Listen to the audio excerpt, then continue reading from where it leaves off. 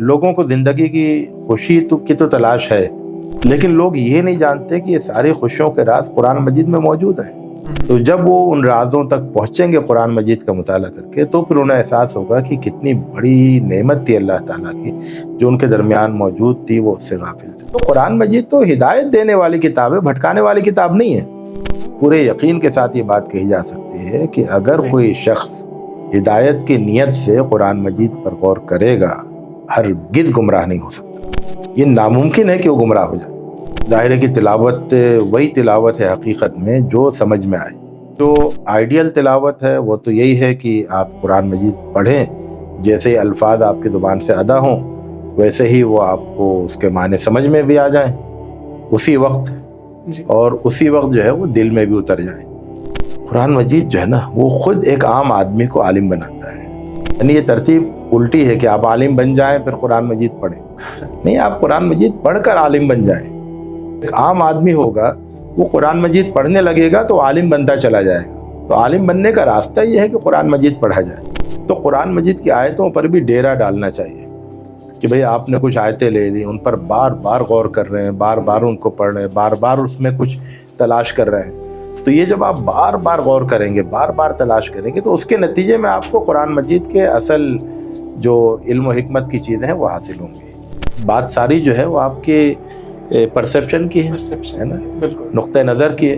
تو اگر آپ صحیح نظر سے دیکھنے لگیں گے تو آپ ان ساری چیزوں سے باہر آ جائیں گے. یعنی اگر کسی کو جنت کا خیال واقعی ایک بار آ جائے تو وہ بڑے بڑے محلوں سے گزر جائے گا بغیر ان کی طرف نظر اٹھائے ہوئے، ہے نا. اس کے سامنے سے بے پناہ خوبصورت عورتیں گزریں گی، اس کے دل پر کچھ نہیں گزرے گی، کیونکہ اس کے دل میں جنت کا خیال آ گیا. اب یہ سب اس کے لیے بے معنی ہے، غیر بالکل معمولی چیز ہے. شہید کو اگر 72 حوروں کا انعام دیا جائے تو ہم تو کہیں گے یہ بھی کم ہے، کیونکہ شہید کا مقام تو بہت اونچا ہوتا ہے. وہ تو بہت اونچے مقصد کے لیے جیتا ہے اور بہت اونچے مقصد کے لیے اپنی زندگی پیش کرتا ہے. اگر شہید کو 72 حوریں ملے یا 700 حوریں ملے، 7000 حوریں ملے، کیا پریشانی ہے؟ شہید کا مقام تو بہت اونچا ہے.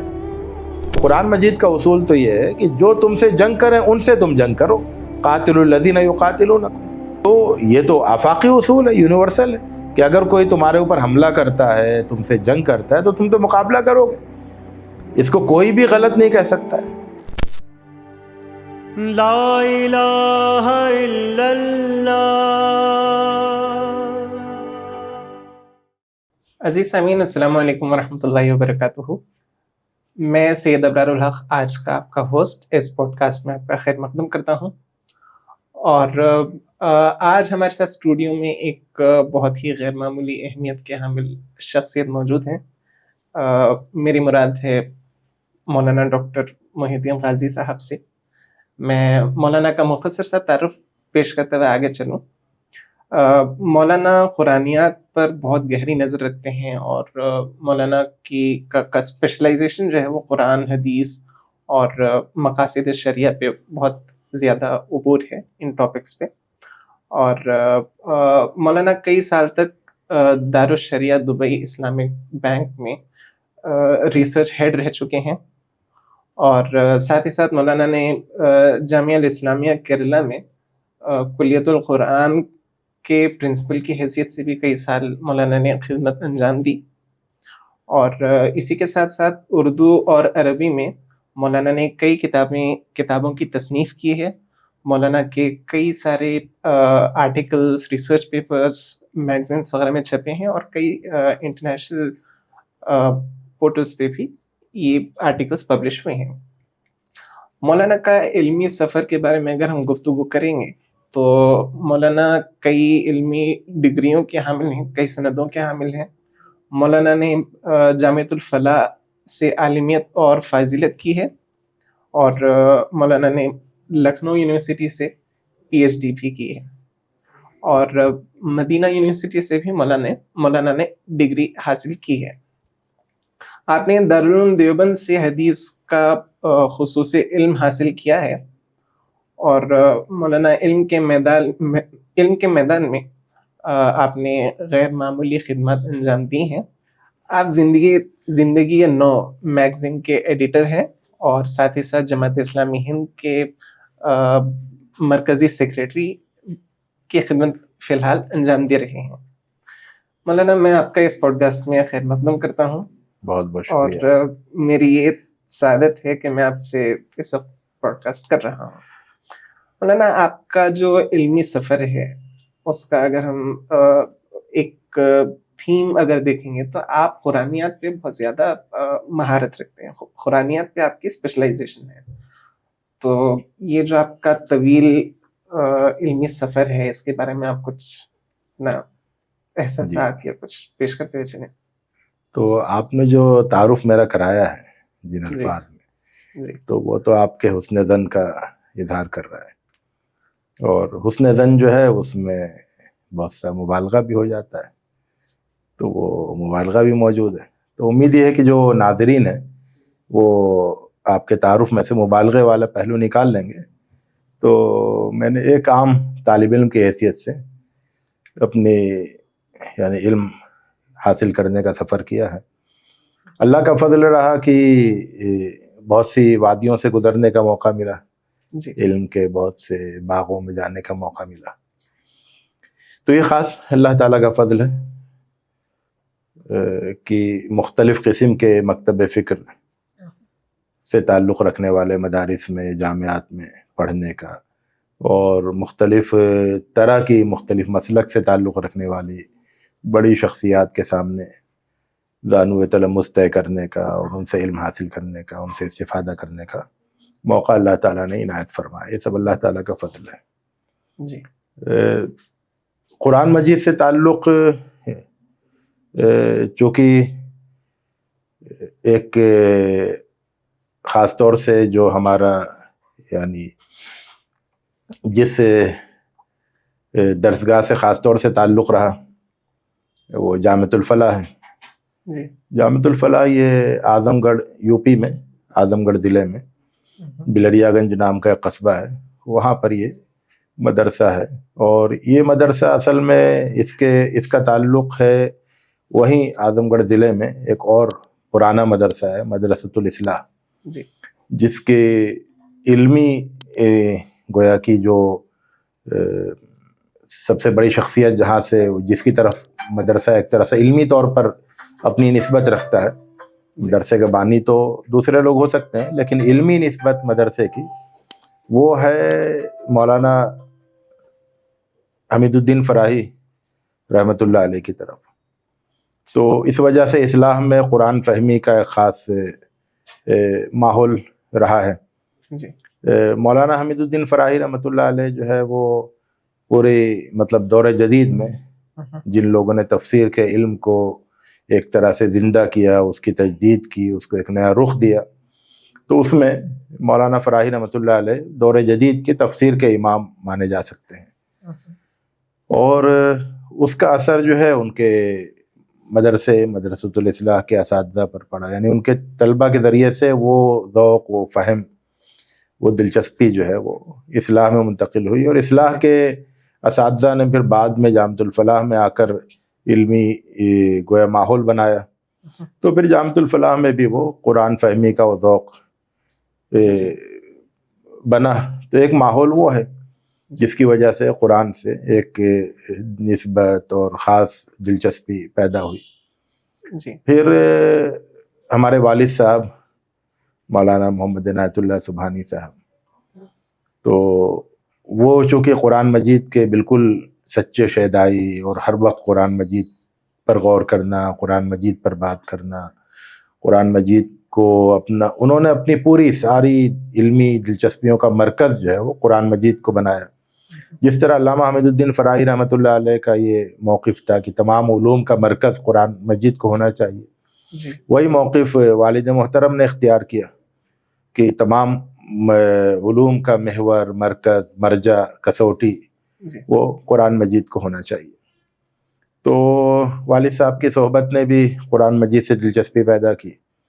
پھر قرآن مجید وہ کتاب ہے کہ اگر ایک بار اس سے دلچسپی پیدا ہو جائے کسی بھی سبب سے، چاہے وہ مدرسے کے حوالے سے، چاہے آپ کے استاذ کے حوالے سے، آپ کے خاندانی ماحول کے حوالے سے، اور یہ سب چیزیں اللہ کے فضل سے مجھے حاصل رہیں، تو جب ایک بار دلچسپی پیدا ہو جائے تو دلچسپی بڑھتی جاتی ہے.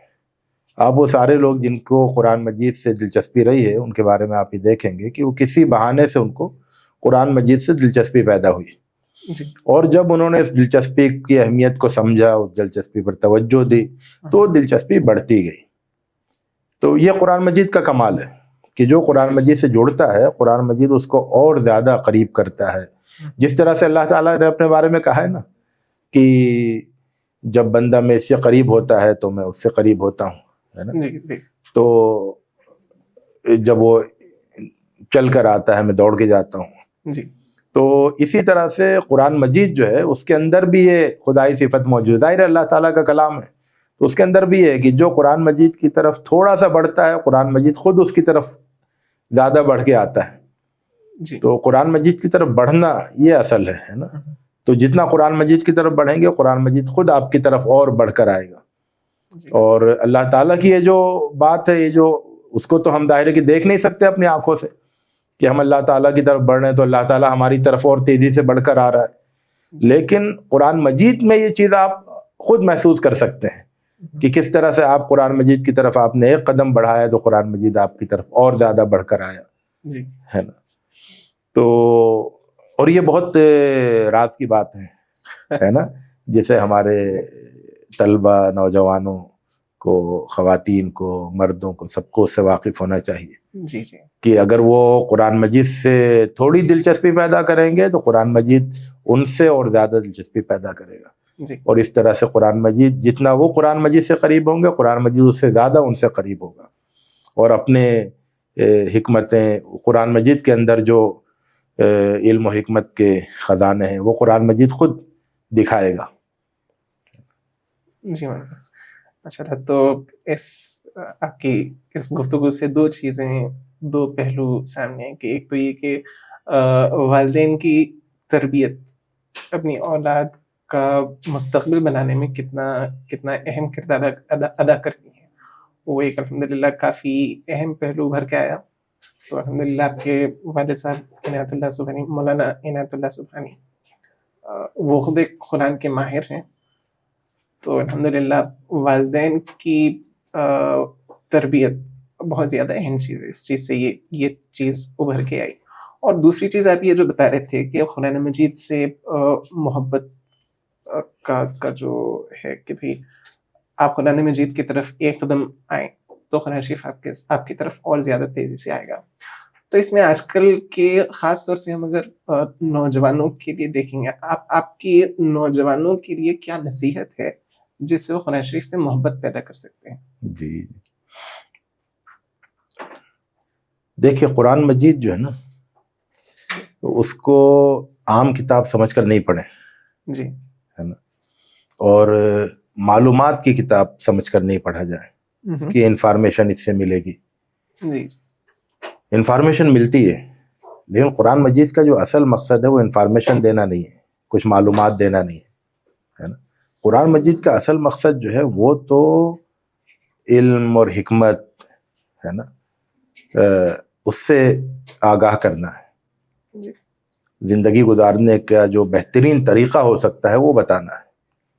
تو قرآن مجید آدمی یہ پڑھے, جب پڑھے تو یہ جاننے کے لیے پڑھے کہ زندگی گزارنے کے بہترین اصول اس میں کیا ہیں, اصولوں کو تلاش کرے. زندگی گزارنے کے بہترین اصولوں کو تلاش کرے. جی تو جتنا زیادہ قرآن مجید میں حکمت تلاش کی جائے گی اتنا ہی زیادہ قرآن مجید سے دلچسپی بڑھے گی.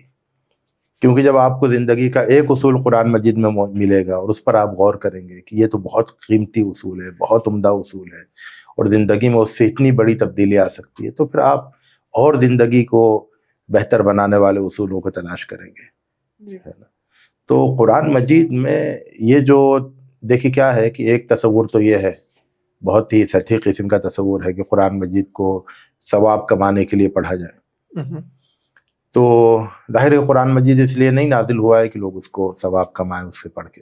ہاں ثواب ملے گا, لیکن قرآن مجید نازل ہونے کا یہ مقصد نہیں ہے. اور اگر جو لوگ قرآن مجید کو صرف یہ ہے کہ ان کا ایک مطالعے کا شوق ہے, وہ شوق یہاں بھی پورا ہو جائے, جس طرح دوسری کتابیں پڑھتے ہیں یہ کتاب بھی پڑھ لیں, تو یہ بھی درست نہیں ہے نا. وہ کوئی عام کتاب نہیں ہے, بلکہ وہ تو آپ یہ سمجھ لیں کہ جیسے کہ سمندر ہو، اس میں جہاز پہ جا رہے ہوں، گھٹا ٹوپ اندھیرا ہو، سمت معلوم نہیں ہو رہی ہے جی ہے نا، اور پھر آدمی آسمان میں تاروں پہ نظر ڈالے، ڈھونڈے یہ جاننے کے لیے کہ اس کی سمت درست ہے کہ نہیں ہے، جی ہے نا، تو اس کو پھر درست سمت معلوم ہوگی ستاروں کو دیکھ کر۔ تو اسی طرح سے زندگی کے اس بہت ہی مشکل اور پیچیدہ سفر میں قرآن مجید کے ذریعے سے رہنمائی حاصل کرنا، اس نیت سے جب قرآن مجید کو پڑھیں گے جی اور قرآن مجید میں ایسے اصولوں کو تلاش کریں گے جن سے زندگی بہتر سے بہتر ہو جائے اور خوشگوار سے خوشگوار ہو جائے، خوش نصیب زندگی کی سعادت میں، خوش نصیبی میں اضافہ ہو، تو پھر قرآن مجید سے اصل تعلق محسوس ہوگا جی اور قرآن مجید سے دلچسپی پڑے گی۔ تو جو قرآن مجید پڑھنے کا طریقہ ہے اس کو لوگ جو ہیں وہ بدل دیں، ہے نا، جی اس کو بہتر بنائیں۔ قرآن مجید میں ان کو کیا حاصل کرنا ہے اس کو طے کریں اور اس کو تلاش کریں، ہے نا، اور یہ دیکھیں کہ اس کے خود ان کو ضرورت کتنی ہے۔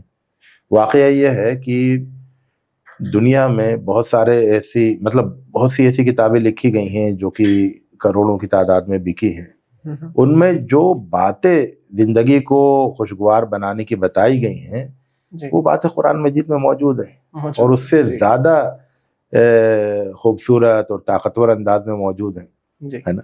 تو لوگوں کو زندگی کی خوشی کی تو تلاش ہے، لیکن لوگ یہ نہیں جانتے کہ یہ ساری خوشیوں کے راز قرآن مجید میں موجود ہیں، ہے نا۔ جی تو جب وہ ان رازوں تک پہنچیں گے قرآن مجید کا مطالعہ کر کے تو پھر انہیں احساس ہوگا کہ کتنی بڑی نعمت تھی اللہ تعالیٰ کی جو ان کے درمیان موجود تھی، وہ اس سے غافل تھے، جی ہے نا۔ تو اسی لیے آپ دیکھیں مولانا مودودی رحمۃ اللہ علیہ نے قرآن مجید کو اپنی سب سے محسن کتاب کہا ہے کہ میری محسن کتاب جو جس کے میرے اوپر بہت احسانات ہیں وہ قرآن مجید ہے۔ تو واقعی قرآن مجید سے تعلق اسی طرح کا ہونا چاہیے، قرآن مجید آپ کو اپنی محسن کتاب معلوم ہونے لگے۔ جی ماشاء اللہ۔ تو ہاں ابھی آپ بتا رہے تھے کہ کیسے ہم قرآن مجید سے وہ ربط، وہ محبت قائم کر سکتے ہیں۔ مولانا جب ہم بات کرتے ہیں قرآن شریف سے وہ تعلق بنانے کا، وہ ریلیشن شپ بلڈ کرنے کا، تو ایک سوال یہ پیدا ہوتا ہے کہ بھی قرآن مجید پڑھنے کے کیا آداب ہیں، قرآن مجید کس طرح پڑھا جائے، کیا آداب ہیں اس کے، جیسے کہ مثال کے طور پہ تلاوت کے ضمن میں خاص طور سے تلاوت کس طرح کی جائے، اور قرآن شریف میں خود جو قرآن شریف کی آیت ہے اس میں بھی ہم کو بتا کہ قرآن شریف ایسے پڑھو جیسے کہ وہ اس کو پڑھنے کا حق ہے۔ تو تلاوت اصل ہے کیا چیز، اس کا اصل مفہوم کیا ہے، تو اس پہ تھوڑی سی روشنی ڈالیں۔ تو دیکھیے اللہ تعالیٰ نے قرآن مجید کی جو قرآن مجید کی جو عبارت ہے جی ہے نا، اس کے اندر اللہ تعالیٰ نے ایک ساز پیدا کیا ہے، ایک موسیقیت پیدا کی جی ہے نا۔ تو ایک تو قرآن مجید کو اس طرح سے پڑھا جائے کہ اس کی جو موسیقیت ہے، اس کا جو ساز ہے، اس کا جو نغمہ ہے نا، وہ جو دل کے تاروں کو چھیڑتا ہے وہ پیدا ہو جائے، ہے نا، اس کو پیدا کرنے کی کوشش کی جائے، اس کے لیے مشق کی جائے، اور پھر ایسے قاریوں کو سنا جائے جو کہ دل کے تاروں کو چھیڑتے ہیں۔ جی تو ایک بات تو اس کے صوتی آہنگ کے تعلق سے ہے کہ چونکہ اللہ تعالیٰ نے اس میں بہت ہی خوبصورت، بہت ہی دل پر اثر کرنے والا صوتی آہنگ رکھا ہے، تو اس صوتی آہنگ کو نظر انداز نہیں کرنا چاہیے قرآن کی تلاوت کرتے ہوئے۔ تو جب ہم قرآن کی تلاوت کرتے ہوئے اس صوتی آہنگ کو بھی اختیار کریں گے، سنتے ہوئے یا کرتے ہوئے، تو اس کا ہمارے دل پر اثر پڑے گا، دل کے تاروں کو چھیڑیں گے۔ دوسری بات یہ ہے کہ ظاہر ہے کہ تلاوت وہی تلاوت ہے حقیقت میں جو سمجھ میں آئے، تو جو آئیڈیل تلاوت ہے وہ تو یہی ہے کہ آپ قرآن مجید پڑھیں، جیسے الفاظ آپ کی زبان سے ادا ہوں ویسے ہی وہ آپ کو اس کے معنی سمجھ میں بھی آ جائیں اسی وقت، اور اسی وقت جو ہے وہ دل میں بھی اتر جائیں۔ تو یہ تو مثالی تلاوت ہے، لیکن ظاہر ہے کہ یہ اس کے لیے تو عربی جاننا ضروری ہے نا۔ پہلے جو ہے اللہ کے رسول صلی اللہ علیہ وسلم جب کلام الہی سناتے تھے، قرآن مجید کی آیتیں، تو سننے والوں کا ہی ہوتا تھا، سنتے تھے فوراً ان کو سمجھ میں آتی تھیں، اور جن کے دل کھلے ہوتے تھے ان کے دل میں اتر جاتی تھی. جی تو اب ہمارے ساتھ مسئلہ یہاں یہ ہے کہ ہمیں عربی نہیں آتی ہے، تو پھر ہم کیا کریں؟ تو اس کا طریقہ یہ ہے کہ ہم جو ہے وہ ترجمے کی مدد لیں. جی اور یہ ترجمے کی مدد لینا یہ کوئی مطلب کوئی انوکھی بات نہیں ہے انسانوں کے لیے.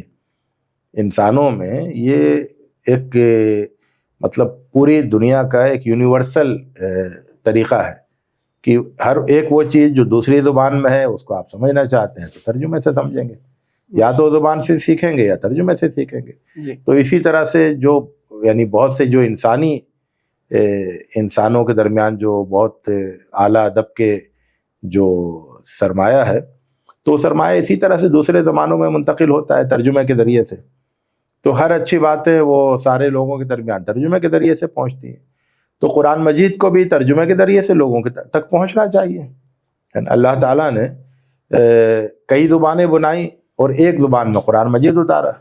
وہ اس لیے کہ باقی زبانیں جو ہیں وہ جو زبانوں کے درمیان لین دین ہوتا ہے اس کے ذریعے سے وہ فائدہ اٹھا لیں گی باقی زبانوں کے لوگ. جی یہ بالکل ایک انسانی آفاقی اصول ہے. تو اسی اصول کا استعمال کرتے ہوئے ترجمے سے مدد لینی چاہیے. اور اس کا جو میں وہ بتاتا ہوں طریقہ وہ یہ ہے کہ آپ ایک آیت پڑھیں اور اس کا ترجمہ پڑھیں. جی ایک آیت پڑھیں اور اس کا ترجمہ پڑھیں. تو اس طرح سے کیا ہوگا کہ وہ ہر آیت اپنے ترجمے کے ساتھ آپ کے دماغ تک پہنچے گی اور آپ کے دل میں اترے گی، ہے نا. کیونکہ یہ جب ہوتا ہے کہ آپ ایک رکوع پڑھ لیتے ہیں یا ایک صفحہ پڑھتے ہیں پھر اس کا ترجمہ پڑھتے ہیں تو اس میں کیا ہوتا ہے کہ وہ پورا ایک ساتھ آپ کو سمجھ میں آتا ہے، لیکن ایک آیت میں کیا ہے وہ الگ سے آپ نہیں دیکھ پاتے نا. جی تو اس لیے ایک آیت پڑھیں اس کا ترجمہ پڑھیں، پھر ایک آیت پڑھیں اس کا ترجمہ پڑھیں. اس طرح سے قرآن مجید جو ہے کی تلاوت جو ہے وہ آپ کو سمجھ میں آتی جائے گی. اور جب آپ سمجھیں گے تو پھر اس میں لطف بھی آئے گا، ہے نا. بالکل. جی لیکن ایک بات یہ ہے کہ ایک ہوتا ہے ڈیرا ڈالنا، ہے نا، کہ وہاں پر آپ نے ڈیرا ڈال دیا، جی ہے نا، کہ جب تک میری ضرورت یہاں پوری نہیں ہوگی میں یہاں ڈیرا ڈالے رہوں گا. تو قرآن مجید کی آیتوں پر بھی ڈیرا ڈالنا چاہیے کہ بھئی آپ نے کچھ آیتیں لے لی، ان پر بار بار غور کر رہے ہیں، بار بار ان کو پڑھ رہے ہیں، بار بار اس میں کچھ تلاش کر رہے ہیں. تو یہ جب آپ بار بار غور کریں گے، بار بار تلاش کریں گے تو اس کے نتیجے میں آپ کو قرآن مجید کے اصل جو علم و حکمت کی چیزیں ہیں وہ حاصل ہوں گی. تو بار بار غور کرنا وہ بہت ضروری ہے، ڈیرا ڈالنا بہت ضروری ہے، جی ہے نا. تو مثال کے طور پر آپ نے ایسا نہیں ہونا چاہیے کہ صرف قرآن مجید ترجمے کے ساتھ ختم کیے جا رہے ہیں، سال میں ایک بار ختم کیا پھر سال میں ایک بار ختم کیا. جی وہ بھی کریں، اس سے پورے قرآن مجید میں کیا ہے وہ سمجھ میں آتا ہے. اور اس کے بعد کچھ آیتوں کو لے کر اس پر بار بار غور کریں، جی ہے نا، جہاں تک کہ آپ کو لگے کہ ہاں اس میں سے مجھے. اب دیکھیں نا کہ حضرت عمر رضی اللہ تعالیٰ عنہ، حضرت عبداللہ ابن عمر رضی اللہ تعالیٰ عنہ، ان لوگوں کے سلسلے میں آتا ہے کہ وہ 10 سال 12 سال تک جو ہے صرف سورہ بقرہ پر پڑھتے رہے، اس پر غور کرتے رہے.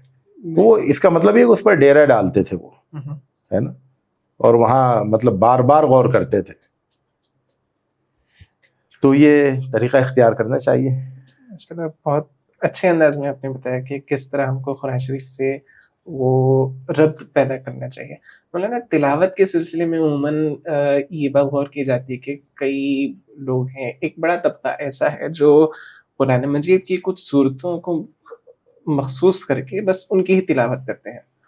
تو ایک سوال یہ پیدا ہوتا ہے کہ کیا قرآن مجید کی تلاوت کیا صرف کچھ سوروں تک محدود رہنی چاہیے یا ہم کو پورے قرآن مجید پہ غور و فکر کرنا چاہیے؟ نہیں، ایک جو ہے وہ عمومی غور و فکر پورے قرآن مجید پر کرنا چاہیے، جی ہے نا، عمومی غور و فکر. جی یعنی قرآن مجید، پورے قرآن مجید کو ترجمے کے ساتھ اور غور کرتے ہوئے ختم کریں. تو ایک یہ ہے کہ قرآن مجید، پورا قرآن مجید آپ کی نظر میں رہنا چاہیے. جی اور پھر کیا ہے کہ کچھ آیتوں پر خاص طریقے سے غور کریں، زیادہ وقت لگا کے غور کریں. کیونکہ جب آپ کچھ آیتوں پر غور کریں گے اور آپ کو یہ بھی معلوم ہوگا کہ پورے قرآن مجید میں کیا ہے، تو پھر جو پورے قرآن مجید کا جو ایک اجمالی علم ہوگا، مجموعی علم ہوگا، وہ آپ کی رہنمائی کرے گا ان آیتوں کے صحیح مفہوم تک پہنچنے میں. بالکل. کیونکہ قرآن مجید جو ہے نا ایک پوری اس میں ہم آہنگی ہے. اور قرآن مجید جو ہے وہ مطلب یہ کہ اس کی قرآن مجید جو ہے خود اپنی تفسیر کرتا ہے. اور وہ اس طرح سے کرتا ہے کہ ایک بات ایک جگہ اختصار کے ساتھ ہوتی ہے، دوسری جگہ تفصیل کے ساتھ ہوتی ہے. جی ایک جگہ اس کے لیے کچھ الفاظ استعمال کیے جاتے ہیں، اسی بات کو دوسری جگہ دوسرے الفاظ میں پیش کیا جاتا ہے. تو اس سے کیا ہوتا ہے کہ آپ کو یہاں پر آپ کو ٹھیک سے سمجھ میں نہیں آ رہا ہے تو آگے جا کے سمجھ میں آ جاتا ہے. جی تو اس لیے پورے قرآن مجید کو پڑھنا ہے اور پھر کچھ خاص جگہوں کو بھی خاص کر کے پڑھنا ہے، جی اور پھر ان جگہوں پر وہی مفہوم لینا ہے جو پورے قرآن مجید سے ہم آہنگ ہو، ہے نا، کوہرنٹ ہو. جی جی تو یہ جو ہے یہ ضروری ہے. ورنہ کیا ہوتا ہے کہ اگر آپ صرف کچھ آیتیں پڑھتے ہیں، پورے قرآن مجید کو سامنے نہیں رکھتے، جی تو ہو سکتا ہے اس سے کوئی ایسا مفہوم لے لیں جو کہ کمزور ہو، اور اگر دوسری جگہ پر اس کی صحیح وضاحت ہو رہی ہو. جی تو اس لیے میرا خیال یہ ہے کہ آدمی کے دو سلیبس ہونے چاہیے، دو معمولات ہونے چاہیے. ایک معمول ہونا چاہیے پورا قرآن مجید پڑھنے کا ترجمے کے ساتھ، ہے نا، اور ایک معمول ہونا چاہیے کچھ آیتوں پر غور کرنے کا. جی تو یہ جب دو معمولات ایک ساتھ چلیں گے تو زیادہ اچھا فہم اس کا ہوگا اور زیادہ صحیح نتیجے تک وہ پہنچے گا. جی مولانا، ہم دیکھتے ہیں کہ قرآن مجید میں قرآن شریف کی آیتوں میں اگر ہم غور کریں تو کچھ آیتیں جو محکمات ہیں اور دوسری ہیں متشابہات. تو یہ دونوں کا کیا ڈفرینس ہے اور کیسا ہم خاص طور سے متشابہات کو کیسا ہم دیکھیں گے؟ اصل میں متشابہات کا مطلب کیا ہے نا؟ تو متشابہات کا جو اصل مطلب ہے وہ یہ ہے کہ وہ آیتیں جی جو غیب کی عالم غیب کے بارے میں بتا رہی ہیں، اچھا، وہ اصل میں متشابہات ہیں، ہے نا. جی وہ آیتیں جو کہ آپ کو عالم غیب کے بارے میں بتا رہی ہیں. عالم غیب تک ہماری عقل پہنچ نہیں سکتی ہے، جی، اور آیتیں ہمیں عالم غیب کے بارے میں بتاتی ہیں. تو اس میں یہ ہوگا کہ اگر آپ کو جیسے بتایا جا رہا ہے اس طرح سے آپ کو ایمان لانا ہے. جی اگر آپ اس میں قرید کریں گے تو آپ کو پریشانی میں پڑ جائیں گے. جی. مثال کے طور پر جب اللہ تعالیٰ یہ کہتا ہے کہ حضرت عیسیٰ علیہ السلام کو بغیر باپ کے پیدا کیا، جی تو یہ جو ہے اللہ تعالیٰ کا خاص معاملہ ہے نا، یہ ایک عالم غیب کی بات ہے. جی اب آپ اس کی اگر قرید کرنا چاہیں گے ایسا کیسے ہوا کیا ہوا، تو الجھتے چلے جائیں گے، جی ہے نا. تو اس لیے اس کو کہ یہ ایک متشابہات میں سے ہے کہ اللہ تعالیٰ نے کیسے کیا. اللہ تعالیٰ نے کیا، اس پر ہم ایمان لاتے ہیں. جی کیسے کیا اس کی تفصیلات ہمیں معلوم نہیں ہے. تو یہ اصل میں متشابہات، اس کو حقیقت میں متشابہ آیتیں یہ ہیں جی کہ چونکہ وہ عالم غیب سے تعلق رکھتی ہیں، اللہ تعالیٰ کے مستور قوانین سے تعلق رکھتی ہیں، جو قوانین ہم پر منکشف نہیں کیے گئے ہیں، جی اس لیے وہ ہمیں ٹھیک طور پر یعنی اپنی تفصیلات کے ساتھ سمجھ میں نہیں آئیں گی. جی اجمالی طور پر وہ سمجھ میں آ رہی ہیں اور ان پر ایمان لانا ہے، جی ہے نا. یہی بات اس کے بارے میں ہوگی کہ جنت اور جہنم، ہے نا، کے بارے میں جو تفصیلات ہیں، تو وہ بھی چونکہ عالم غیب سے تعلق رکھتے ہیں، تو ان کی تفصیلات کو ہم قریدنا چاہیں گے تو ہم کسی نتیجے تک نہیں پہنچ سکیں گے اور الجھتے جائیں گے. جی لیکن اگر ہم اس پر ایمان لے آئیں جیسے اللہ تعالیٰ نے بتایا، تو پھر ہم بہت اطمینان سے رہیں گے. جی مولانا، ایک اور چیز یہاں پہ ایک سوال ابھی میرے ذہن میں آیا کہ قرآن مجید کو ہم اگر مجموعی طور پہ دیکھیں گے تو قرآن شریف ہم کو غور و فکر کرنے پہ ابھارتا ہے، ریسرچ کرنے پہ، لاجیکل ریزننگ پہ ہم کو ابھارتا ہے. تو میں یہ جاننا چاہ رہا ہوں کہ وہ کون سی حد ہے جہاں تک ہم لاجیکل ریزننگ سے کام لیں گے اور چیزوں کی تحقیق کریں گے اور اس کے اور سمجھنے کی کوشش کریں گے، اور وہ کون سے حدود ہیں جس کے آگے ہم کو قالوا سمیعنا واطعنا، سنیے اور اطاعت کریے. جی وہ کیسا ہم صحیح دیکھیے، سمیعنا واطعنا وہ تو ہمیں ہر حال میں کہنا ہے. جی ہے نا. جب ہم نے اللہ تعالیٰ پر ایمان ہم اللہ تعالیٰ پر ایمان لے آئے اور اللہ کے رسول پر ایمان لے آئے اور قرآن مجید کو اللہ کی کتاب مان لیا، تو ہمیں ہر حکم پر سمیعنا واطعنا کہنا ہے. جی بالکل. لیکن سمع و اطاعت کا مطلب یہ نہیں کہ ہم غور و فکر نہیں کریں گے. جی غور و فکر بھی کرنا ہے اور سمع و اطاعت بھی کرنا ہے. اور غور و فکر کرنا یعنی عقل کا استعمال کرنا، وہ وہاں تک جائز ہے جہاں تک عقل پہنچتی ہو، اور جہاں عقل کی خود اپنی حد ختم ہو جائے، یعنی اس کے آگے بڑھنا خود بے عقلی شمار ہو، جی ہے نا. عقل خود یہ کہے گی کہ بے عقلی ہے کہ آپ اس کے آگے جائیں, تو وہاں پر رک جانا چاہیے, ہے نا. جی تو عقل کو وہاں تک لے جانا چاہیے, اس آخری حد تک جہاں تک کہ وہ عقل کے حدود میں رہے, یعنی عقل کہا جائے اس کو, جی اور جہاں وہ بے عقلی شمار ہو. مثال کے طور پر میں اس کی ایک مثال یہ دیتا ہوں کہ آپ یہاں بیٹھے ہوئے ہیں اور آپ سے کوئی یہ پوچھے کہ یار غور کرو کہ اس چھت کے اوپر کون بیٹھا ہوا ہے, جی اس پر غور کرو, اور آپ جو ہیں وہ غور کر رہے ہیں, اپنا دماغ تھکا رہے ہیں کہ بھئی اس پر کون بیٹھا ہوگا, کون بیٹھا ہوگا, یہ اندازہ کر رہے ہیں, وہ اندازہ کر رہے ہیں, ہے نا. تو کوئی دوسرا شخص آئے گا, وہ پوچھے گا کہ بھئی آپ کیا کر رہے ہیں, تو آپ کہیں گے کہ میں غور کر رہا ہوں کہ چھت کے اوپر کون بیٹھا ہوا ہے. جی تو یہ تو بے عقلی کا کام ہے, جی ہے نا. آپ چھت کے ادھر جب آپ کو نظر نہیں آ رہا ہے تو آپ غور کیوں کر رہے ہیں, بالکل ہے نا. آپ اوپر جا کے دیکھ لیجئے کون بیٹھا ہو, لیکن یہاں سے آپ غور کریں تو آپ کی جب وہاں نگاہ نہیں جا سکتی ہے تو آپ کی عقل کیسے جا سکتی ہے. تو یہ ہے کہ عقل خود یہ طے کر دیتی ہے کہ آپ کو کہاں آپ کی غور کرنے کی حد ختم ہو جاتی ہے نا. اس کے آگے غور کرنا جو ہے وہ حماقت شمار ہوگا, ہے نا. دماغ لگانا اس کے آگے وہ حماقت شمار ہوگا. تو اسی طرح سے جو عالم غیب ہے وہاں تک جب آپ پہنچ ہی نہیں سکتے ہیں تو وہاں کے بارے میں آپ دماغ کیسے لڑا سکتے ہیں. اب اللہ تعالیٰ کی صفات ہیں, اللہ تعالیٰ کی صفات کے مظاہر جو ہیں وہ کائنات میں بکھرے پڑے ہیں, جی ہے نا. آپ کو یہ جاننا ہو کہ اللہ رحیم ہے تو آپ کو بہت سارے شواہد مل جائیں گے. جی جی آپ کو یہ جاننا ہو کہ اللہ کریم ہے تو بہت سارے شواہد مل جائیں گے. اللہ تعالیٰ سمیع ہے, بصیر ہے, تو اس کے بہت سارے شواہد ملیں گے آپ کو. لیکن اللہ کی ذات جو ہے وہ پردے میں ہے. آپ اس کے بارے میں اپنی عقل سے جاننا چاہیں گے تو آپ نہیں پہنچ سکتے, کیونکہ اس کا اللہ تعالیٰ نے کوئی آپ کے سامنے وہ اپنی یعنی اس کی ذات کیسی ہے اس کے بارے میں نہ بتایا ہے, نہ کائنات میں اس کے شواہد رکھے ہیں. لیکن اس کی صفات کیسی ہیں اس کے بارے میں بتایا بھی ہے اور کائنات میں اس کے شواہد بھی رکھے. تو جن چیزوں کے شواہد کائنات میں ہے نا, ان پر غور کریں گے تو آپ کی عقل کی کو گویا کی غذا ملے گی, آپ کی عقل اور توانا ہوگی. اور جو چیزیں عالم غیب میں ہیں اس پر آپ دماغ لگائیں گے تو عقل تھکے گی اور زیادہ مطلب لاغر ہوگی, اور کیا نام ہے نقصان اٹھائے گی.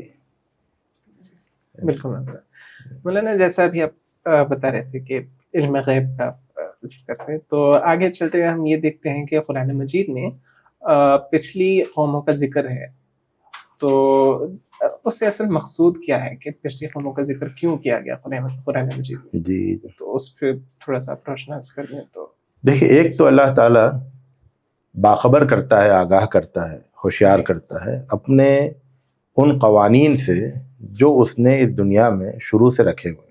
جی اللہ تعالیٰ نے اس دنیا میں کچھ قوانین رکھے ہیں. جیسے قانون یہ ہے کہ صبح میں سورج نکلتا ہے, شام کو ڈوب جاتا ہے, جی ہے نا.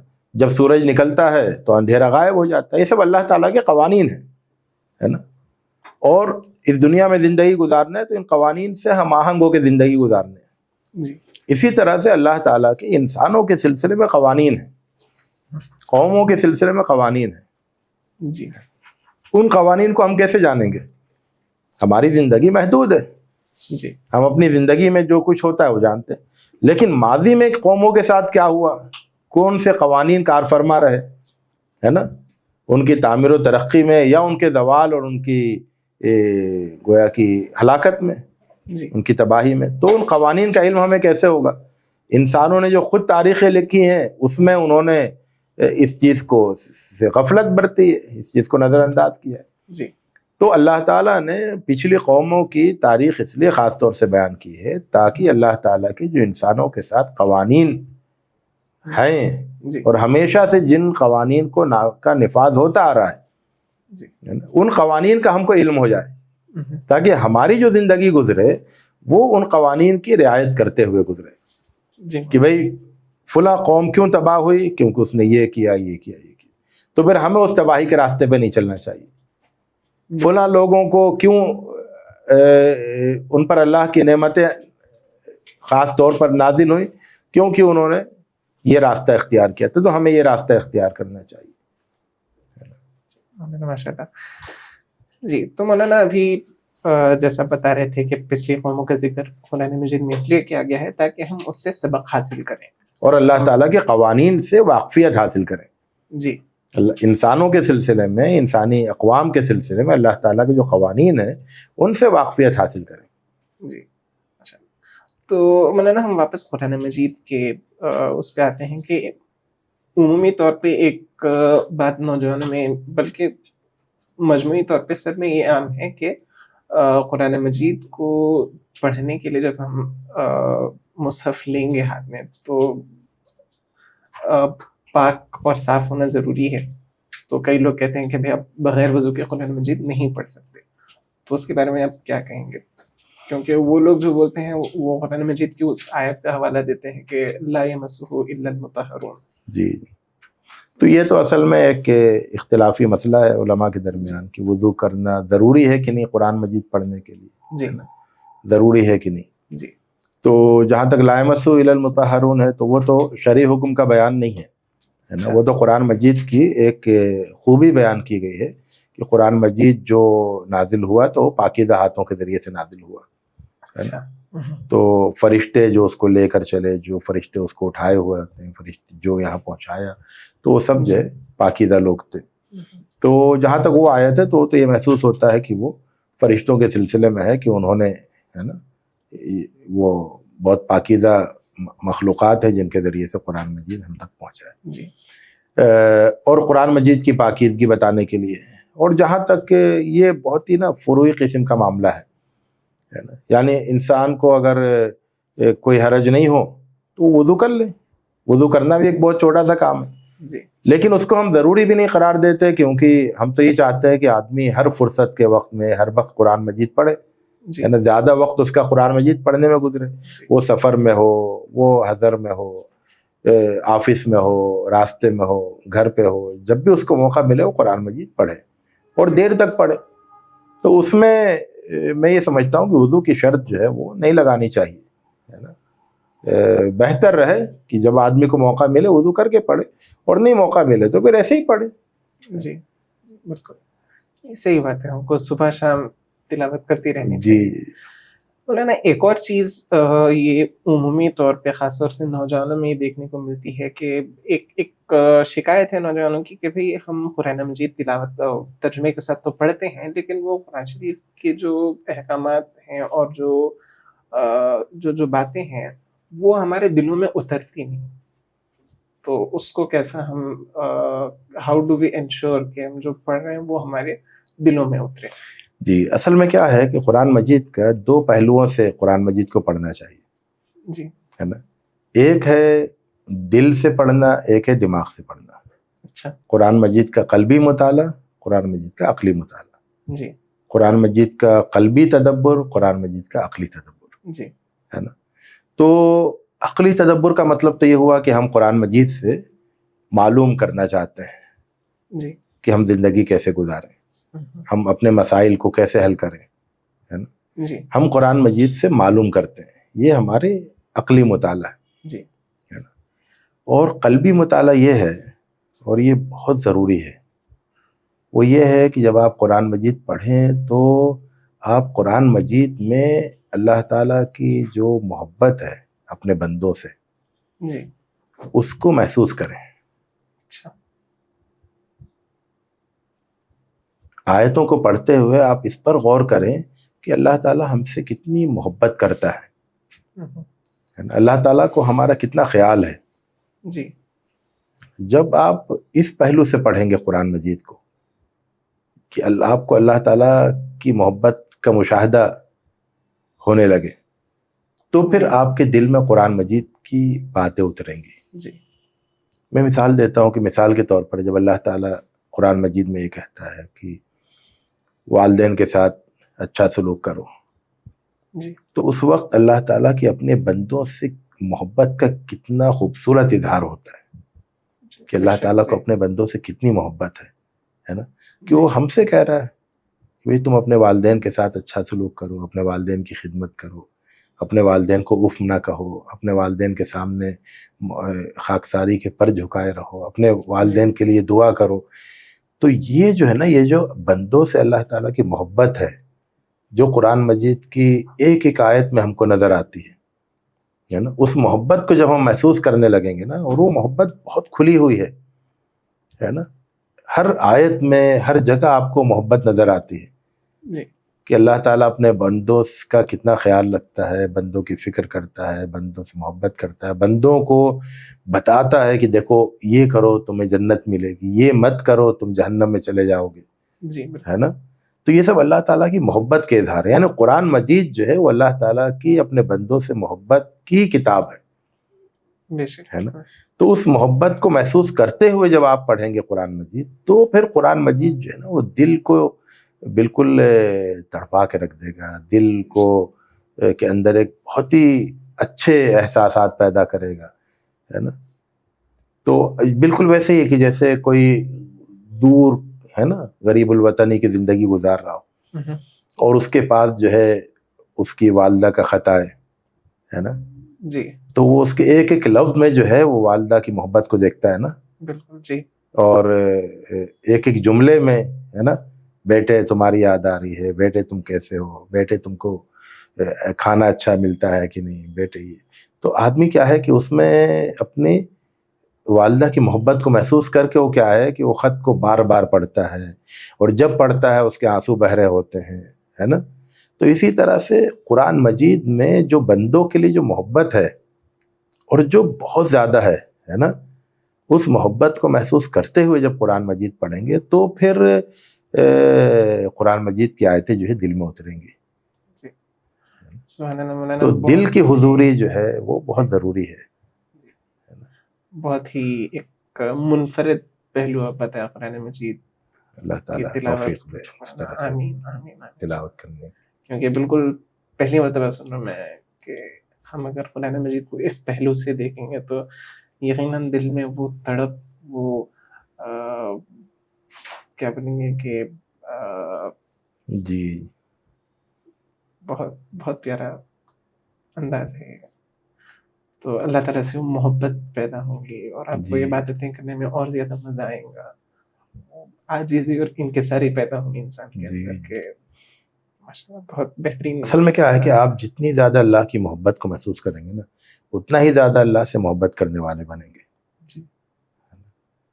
اور وہ چیز اچھا اللہ کی محبت کو کیسے محسوس کریں, قرآن مجید میں محسوس کریں گے. جی.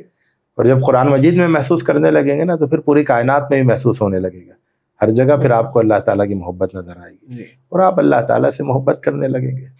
جی جی الحمدللہ. اس چیز سے میں ایک اور چیز ریلیٹ کر سکتا ہوں کہ قرآن مجید میں جو ہے کہ اللہ بذکر اللہ تطمئن القلوب. جی جی. تو ابھی آپ جو بات بتائے اس سے بہت زیادہ بلا شک مجھے وہ آیت اور زیادہ اچھے سے سمجھ میں آئی کہ بلا شک اللہ کے ذکر سے کیسے دلوں کو سکون ملتا ہے. ماشاءاللہ سبحان اللہ, بہت انوکھا انداز تھا آپ کا یہ بتانے کا. شکریہ. جزاک اللہ خیر. مولانا ایک عمومی طور پہ یہ دیکھا جاتا ہے, بلکہ کئی لوگ یہ بولتے ہیں کہ بھی قرآن مجید کا فہم حاصل کرنا یہ دراصل صاحب علم کا کام ہے, علماء کا کام ہے. ایک معمولی سا شخص اگر قرآن مجید کا فہم حاصل کرنے کی کوشش کیا تو وہ کئی لوگ تو اس حد تک جاتے ہیں کہ بولتے ہیں کہ بھٹک جائے گا وہ.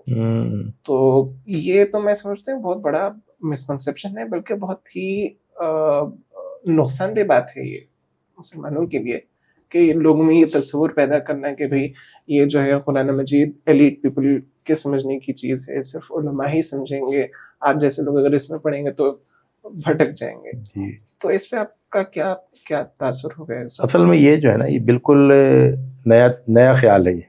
جی. ہمارے جو بزرگ تھے, خود ہندوستان میں جو ہمارے بزرگ رہے ہیں ان کا یہ خیال نہیں تھا. جی. لیکن یہ ہے کہ بعد میں کچھ تنگ نظری کی وجہ سے وہ بڑھی, اور اس کے بعد پھر یہ سارے خیالات پیدا ہوئے. یہ خیال درست نہیں ہے نا. جی. تو آپ یہ دیکھیے کہ جن لوگوں نے قرآن مجید کے ترجمے کیے, یعنی شاہ ولی اللہ دہلوی رحمۃ اللہ علیہ کے ترجمہ جو فارسی میں انہوں نے کیا, جی, اور پھر شاہ عبد القادر رحمۃ اللہ علیہ نے اردو میں ترجمہ کیا, تو دونوں نے اپنے ترجمے میں یہ بات لکھی جی, کہ قرآن, چونکہ لوگ عربی یہاں ہندوستان میں نہیں جانتے ہیں, عام لوگ جی, ہے نا, عام لوگ معمولی پڑھے لکھے لوگ عربی نہیں جانتے ہیں، اس لیے یہ ترجمہ کیا جا رہا ہے تاکہ وہ قرآن مجید کو پڑھنے لگے، جاننے لگے۔ تو ہمارے بزرگوں نے جو قرآن مجید کے ترجمے کیے، قرآن مجید کی تفسیریں اردو میں لکھی، وہ اسی لیے کیے، اسی لیے تفسیریں لکھی تاکہ عام لوگ جو ہے قرآن پڑھیں اور سمجھیں۔ یہ پوری خدمت انہی کے لیے ہوئی۔ جہاں تک علماء کی بات ہے تو علماء تو عربی میں قرآن مجید پڑھ رہے تھے، جی عربی میں قرآن مجید سمجھ بھی رہے تھے، جی ہے نا، عربی میں تفسیریں بھی موجود تھیں ان کے لیے۔ لیکن پھر اردو میں ترجمہ کرنا، اردو میں تفسیریں لکھنا، وہ تو عوام الناس ہی کے لیے لکھی گئی تھی۔ تو عوام الناس قرآن مجید سمجھیں، یہ فکر شاہ ولی اللہ دہلوی رحمۃ اللہ علیہ کو بھی تھی، شاہ عبد القادر رحمۃ اللہ علیہ کو بھی تھی، شیخ الہند مولانا محمود الحسن رحمۃ اللہ علیہ کو بھی تھی، مولانا شریف علی تھانوی رحمۃ اللہ علیہ کو، اور تمام لوگوں کو رہی ہے، مولانا مودودی رحمۃ اللہ علیہ کو۔ اس کے بعد پھر مولانا تقی عثمانی صاحب نے اور آسان کر کے لکھنے کی کوشش کی۔ تو سب نے یہی کوشش کی کہ آسان سے آسان ترجمہ ہو، آسان سے آسان تفسیر ہو، تاکہ عام لوگ سمجھیں۔ اور ہم یہ کہتے ہیں کہ عام لوگ قرآن مجید سمجھے نہیں، قرآن مجید پر غور نہیں کریں۔ نہیں، اصل میں تو کیا ہے کہ قرآن مجید جو ہے نا، وہ خود ایک عام آدمی کو عالم بناتا ہے۔ جی، یعنی یہ ترتیب الٹی ہے کہ آپ عالم بن جائیں پھر قرآن مجید پڑھیں۔ نہیں، آپ قرآن مجید پڑھ کر عالم بن جائیں۔ ایک عام آدمی ہوگا، وہ قرآن مجید پڑھنے لگے گا تو عالم بنتا چلا جائے گا۔ تو عالم بننے کا راستہ یہ ہے کہ قرآن مجید پڑھا جائے۔ جی، اللہ کے رسول صلی اللہ علیہ وسلم کے زمانے میں اور اس کے بعد کیا ہوتا تھا کہ بالکل صحرا میں رہنے والے بدو، جنہوں نے کبھی الفاظ بھی نہیں دیکھے تھے، جی، ہے نا، حروف بھی لکھے ہوئے نہیں دیکھے تھے، جی، وہ قرآن مجید کو آ کے سنتے تھے، اس کی آیتیں یاد کر لیتے تھے، ان پر غور کرتے تھے اور بڑے عالم بن جاتے تھے۔ جی، تو یہ تو عالم بنانے والی کتاب ہے، عالموں کے لیے کتاب نہیں ہے یہ، ہے نا، یہ تو عالم بنانے والی کتاب ہے۔ تو لوگوں کو اس غلط فہمی سے نکلنا چاہیے۔ ایک عام آدمی، قرآن مجید ایک عام آدمی کو مخاطب کرتا ہے، اور اس کو حقائق سے آگاہ کرتے کرتے کرتے کرتے وہ بہت بڑا عالم بنا دیتا ہے۔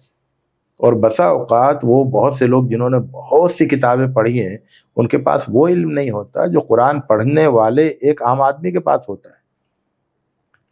اور یہ جو اصل میں کیا ہے کہ ایک بات، ایک بڑے عالم گزرے ہیں، قاضی ابن حبیرہ،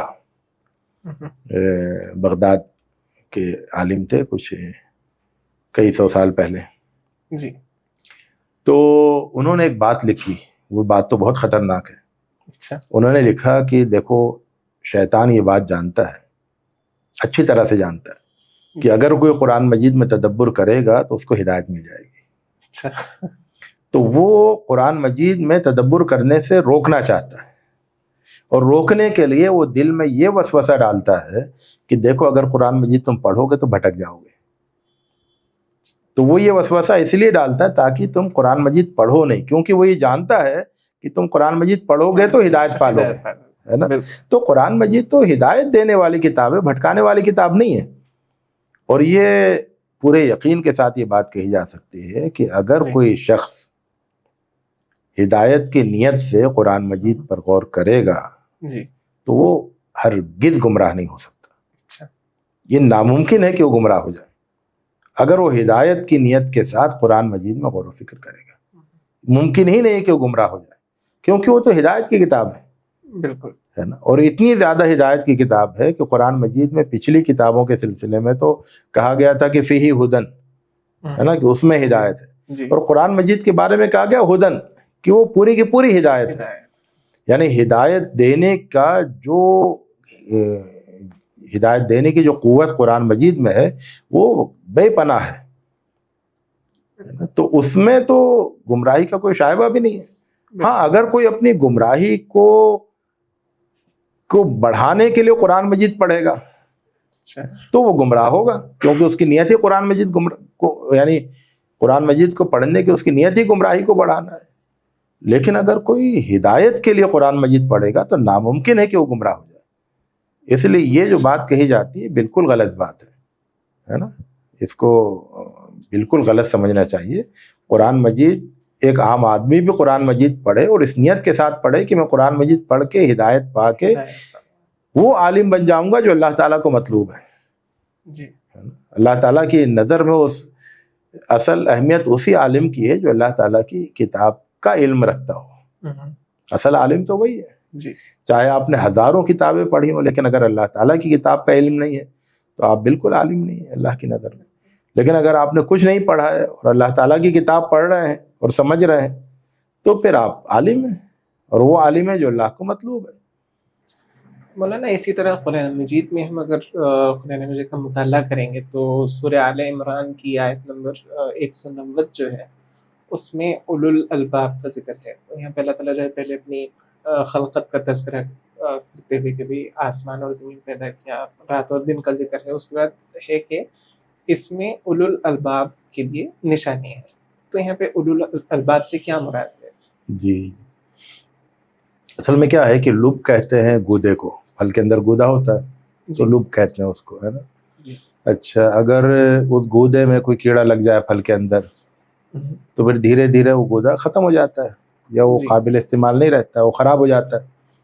تو کسی پھل کا گودا اس وقت خراب ہوتا ہے, لب جو ہے اس وقت خراب ہوتا ہے جبکہ اس میں کیڑا لگ جائے, کوئی بیماری لگ جائے. تو اوپر سے جو ہے چھلکا تو بالکل ٹھیک لگتا ہے, ہم کو لگتا ہے کہ پھل اوپر سے بالکل اچھا ہے, صحیح ہے, لیکن جب کاٹ کے اندر دیکھتے ہیں تو اندر تو خراب ہو گیا, کھانے لائق نہیں ہے.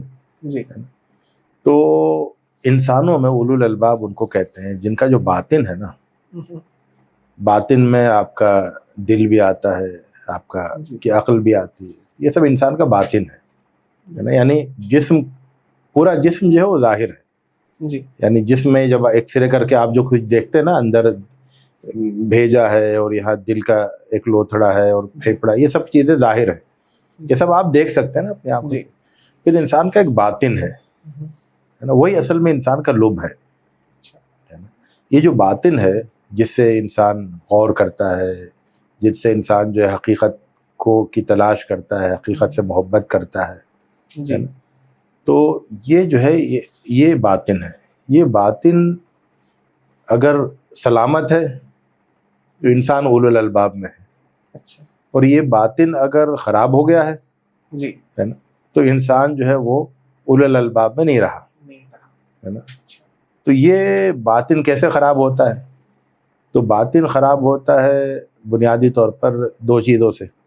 جی ایک ہے اتباع الظن ہے نا, یعنی گمانوں کے پیچھے بھاگنا, جی گمانوں کو حقیقت سمجھ لینا. جی اور دوسری چیز ہے اتباع الہوا, جی یعنی خواہشات کی پیروی کرنا. جی تو یہ جو خواہشات ہیں, نفسانی خواہشات, یہ آدمی کی اندر کی جو عقل ہے اس کو بھی خراب کر دیتی ہے, جو آدمی کے اندر دل ہے اس کو بھی خراب کر دیتی ہے. جو اتباع یعنی گمانوں کی پیروی کرنے سے عقل جو ہے وہ اپنا کام کرنا چھوڑ دیتی ہے, معطل ہو جاتی ہے, جی گمان پرست ہو جاتی ہے, پھر حقیقت کی تلاش چھوڑ دیتی ہے, وہ رک جاتی ہے, گمان ہی کو سب کچھ سمجھ لیتی ہے. جی اور جو خواہشات کی پیروی ہے وہ آدمی کے دل کو خراب کر دیتی ہے. پھر دل جو ہے وہ پاکیزہ چیزوں یعنی اللہ تعالیٰ سے پاکیزہ محبت کرے, اس کے بجائے پھر وہ خواہشات کا دل دادا ہو جاتا ہے. جی تو ان دونوں چیزوں سے اگر انسان اپنے آپ کو بچا لے تو وہ اولو الالباب میں ہوتا ہے نا.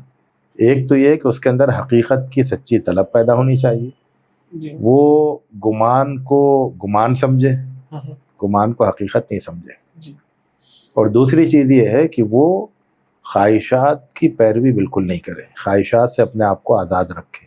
جی تو اگر انسان خواہشات کی اور گمانوں کی پیروی سے آزاد ہو جائے گا تو وہ اولو الالباب میں شمار ہوگا. تو یہ جو اولو الالباب ہوتے ہیں یہ پھر اس کائنات کی نشانیوں کو بھی دیکھتے ہیں, سمجھتے ہیں, اور اس کائنات کی نشانیوں میں ان کو اللہ تعالیٰ کی گویا کہ اللہ تعالیٰ کی معرفت حاصل ہوتی ہے. اور پھر چونکہ وہ اولو الالباب ہوتے ہیں ان کا باطن محفوظ ہوتا ہے, سلیم ہوتا ہے, تو اس لیے وہ اللہ تعالیٰ سے محبت بھی کرتے ہیں, سچی محبت کرتے ہیں. تو اللہ تعالیٰ کی معرفت اور اللہ تعالیٰ سے سچی محبت یہ اولو الالباب کو حاصل ہوتی ہے. جو بات سورۃ آل عمران میں کہی گئی ہے, سورہ آل عمران میں ہے نا, کہ ان فی خلق السماوات والارض واختلاف اللیل والنہار لآیات لأولی الالباب الباب الذین یذکرون اللہ قیاما وقعودا وعلی جنوبہم ویتفکرون فی خلق السماوات والارض ربنا ما خلقت هذا باطلا سبحانک فقنا عذاب النار. تو یہ جو دل میں احساسات آتے ہیں، یہ جو معرفت کی منزلیں طے ہوتی ہیں، جی یہ اسی وقت طے ہوتی ہیں جب آدمی کا باطن محفوظ ہوتا ہے جی خرابیوں سے، بیماریوں سے، ہے نا. تو ایک وہ ہے جن کے بارے میں اللہ تعالیٰ نے کہا فی قلوبہم مرض، تو جی روگ لگ گیا دلوں کو، بالکل. تو وہ اولو الالباب نہیں رہے.